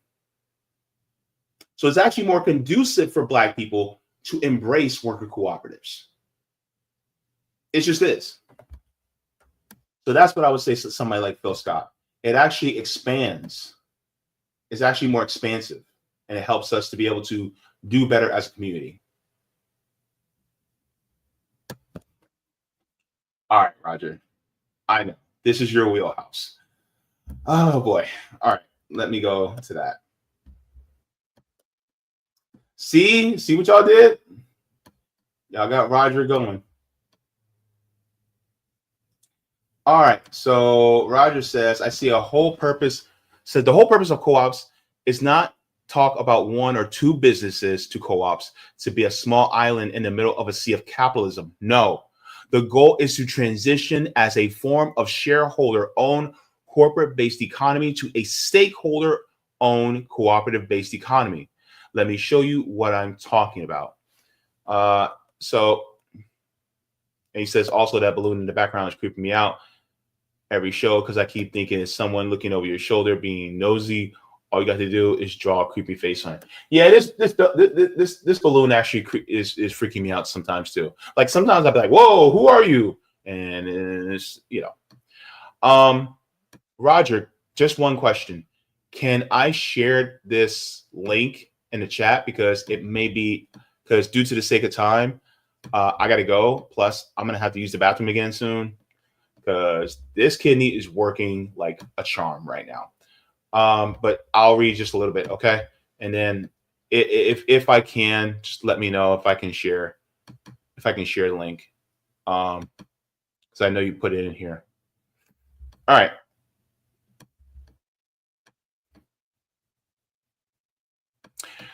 Okay, so this is a step-by-step on building a co-op economy.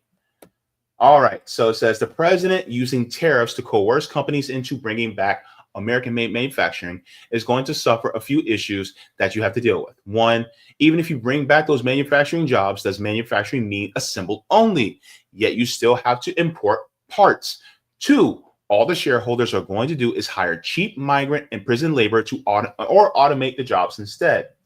Three, let's say if you do hire citizens, you're going to have to issue them being allowed to unionize as the boss class union bust so that the workers cannot collectively bargain. What happens when Elon Musk and Jeff Bezos case against the National Labor Relations Board, making the argument that the government, its agency itself, is unconstitutional against the Supreme Court?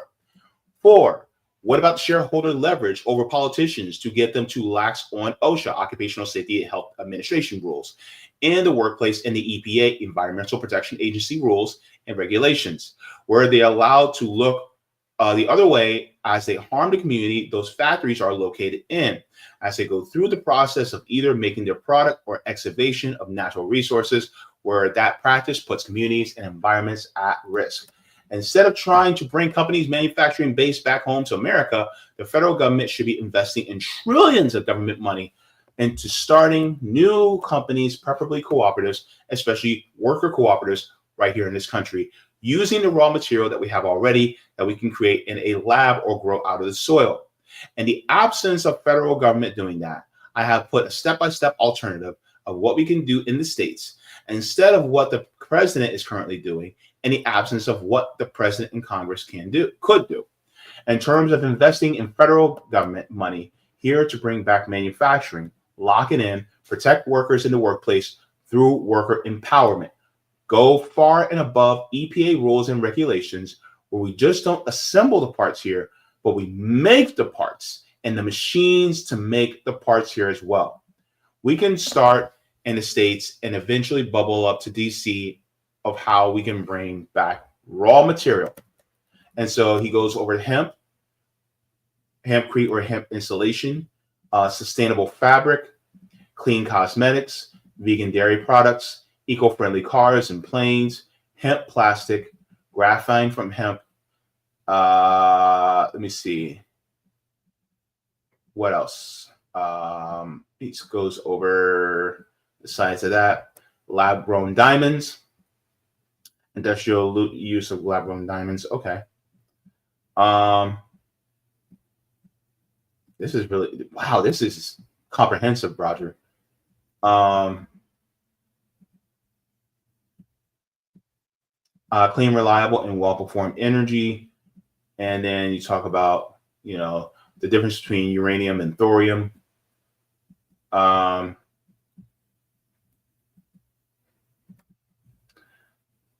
The creation of stakeholder-owned economy based around building hemp, borofine, lab-grown diamonds, and thorium industries. Okay. Sorry, I'm zipping through this, but I gotta get going. But if you said I can share, then I'll share. It says the chartering of public banks to kickstart the financing of the cooperative economy. Encourage credit unions and local community banks to partner with public bank to act as a replacement to the FDIC, offering a local community banks and credit unions at least double what the federal government is guaranteeing their clients when it comes to money they have in their savings and checking accounts, but on the condition that they approve loans for startup cooperatives at interest rates lower than what they would offer traditional startup businesses, be they worker, consumer, producer, housing, retail, multi-stakeholder, or any subgroup that falls under those main titles. Should any of those cooperatives go under within the first 5 years of startup, then the public bank will absorb the impact of that loss by fulfilling what is owed to the credit union and local community bank, so they will not take a hit. The chartering of public banks also to kickstart getting us to 0% in unemployment through government job guarantee infrastructure. Another form of job that can never be outsourced is infrastructure. Since the number one job of a public bank is to finance infrastructure, a public bank will be the perfect means to do so. So this is great. I actually talked about the importance and the abilities of public banks on my channel. If you guys want to go there. Okay, so you said yes, I can share. Okay, I'll share this in the chat for people who are saying, "Oh, co-ops wouldn't work." Well, you know, Roger did his homework, so go ahead and take a look. You know, check his math. But I find you'll be very thoroughly impressed. And things like worker cooperatives, mix that with a public bank. I talked about that with Alfredo Maturity as well as Nelson Betancourt about public banks. And I talked about what are public banks and what they mean. And it's a brilliant idea. And so I encourage you guys to go into my channel. If you guys want to go to my channel, it's linked in the description below as well. All right. So with that being said, give me one more bathroom break and then we'll head on out.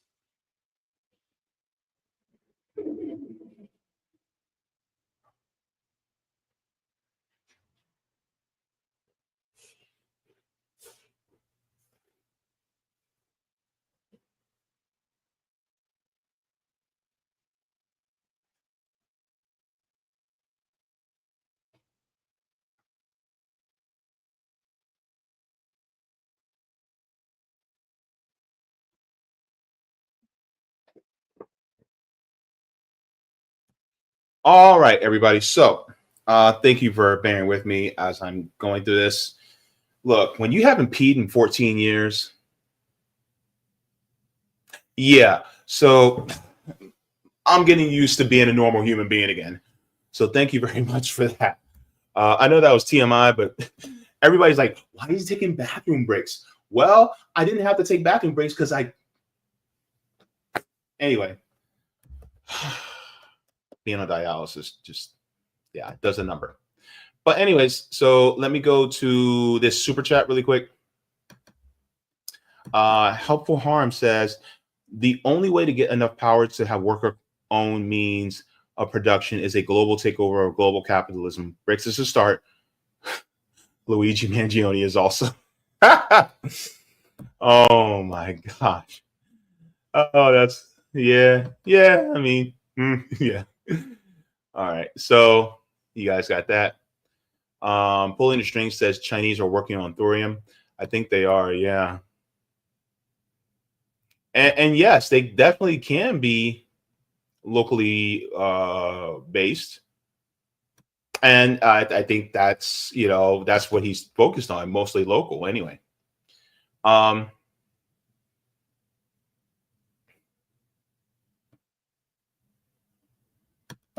Roger Meno says, you're telling us you're taking a bathroom breaks because it's a new experience that you haven't experienced in a while and are glad to experience. Yeah, because I feel like a human being again, right? And plus, like, okay, here's the thing. I wasn't going to talk about this, but the bladder is a muscle. And when that muscle is not being used, it gets smaller. And so therefore, if you haven't used that muscle in over a decade, well, you're going to have to go more often as soon as your kidneys start working again.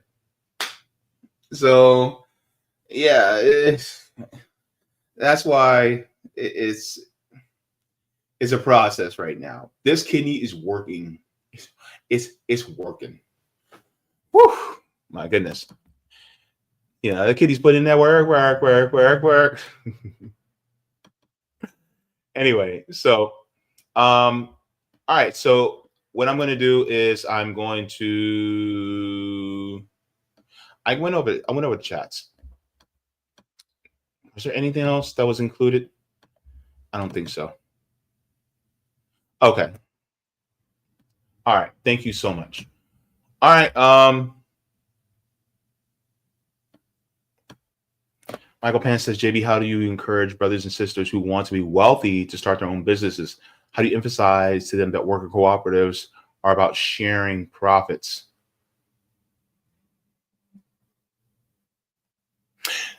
I would simply ask, do you want to come up or do you want the community to come up?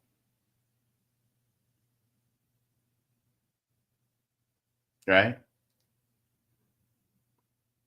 Because if you just want to come up on your own, then, well, I guess you're in the right system. But don't say a word. Don't complain about, oh, well, Black people have this problem when you're not willing to help everybody else come up. And you can't do it by pulling yourself up by your bootstraps. You're going to have to exploit in order for that to happen. And then if you're a Black person and you exploit your fellow workers, especially Black workers, you're shitty. You just are. Right? Versus if you're a Black person and you want to develop, by having fellow worker owners, then cool. You're helping to, not only you're helping yourself, but you're also helping build along with your community. The goal should not be to get out of the hood. The goal should be to make the hood better. But you can only make the hood better if you actually help the hood. If you get together with the hood in order to make it better. But some people don't want to do that. Because then there's this mentality, there's this mindset that, well, if I made it, that means there's something inherently better, something inherently good about me. It means that there's a moral failing about you. And so therefore, I'm better than you. When in reality, nobody's better than anybody. Them dudes that may be selling some rocks on the street corner, you're not better than them. You're not. Because both of y'all are being exploited by somebody. But people don't want to talk about that. Whether you are being exploited by a drug lord, or you're being exploited by Jeff Bezos, you're still being exploited by somebody. Wouldn't it be best to come together with your community so you can stop the exploitation in its tracks? Ah, see? Yeah.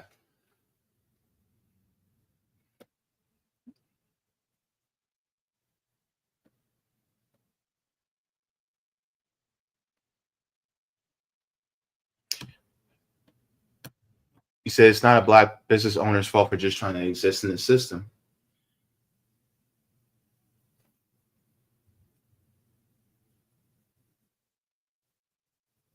Here's the thing, though. If my existence depends on me destroying you or exploiting you so that you can't move forward, what does that make me? Why am I going to perpetuate and keep that cycle going? Why would I do that?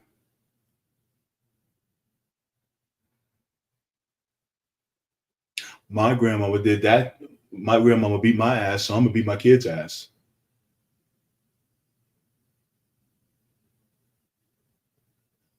The thing is like we're showing you there's a different way. But if you don't want to do it, well, what does that say about how you view your own community?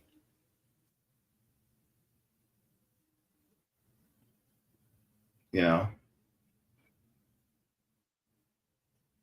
That's all I'm saying. Like, we can try to do better.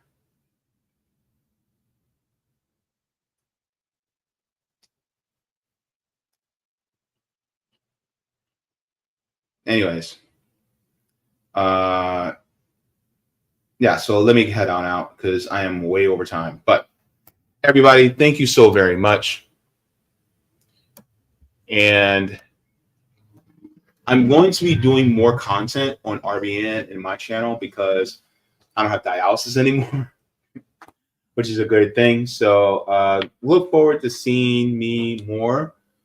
And I hope to see you more so we can have these important conversations. And we'll have more of them in the near future.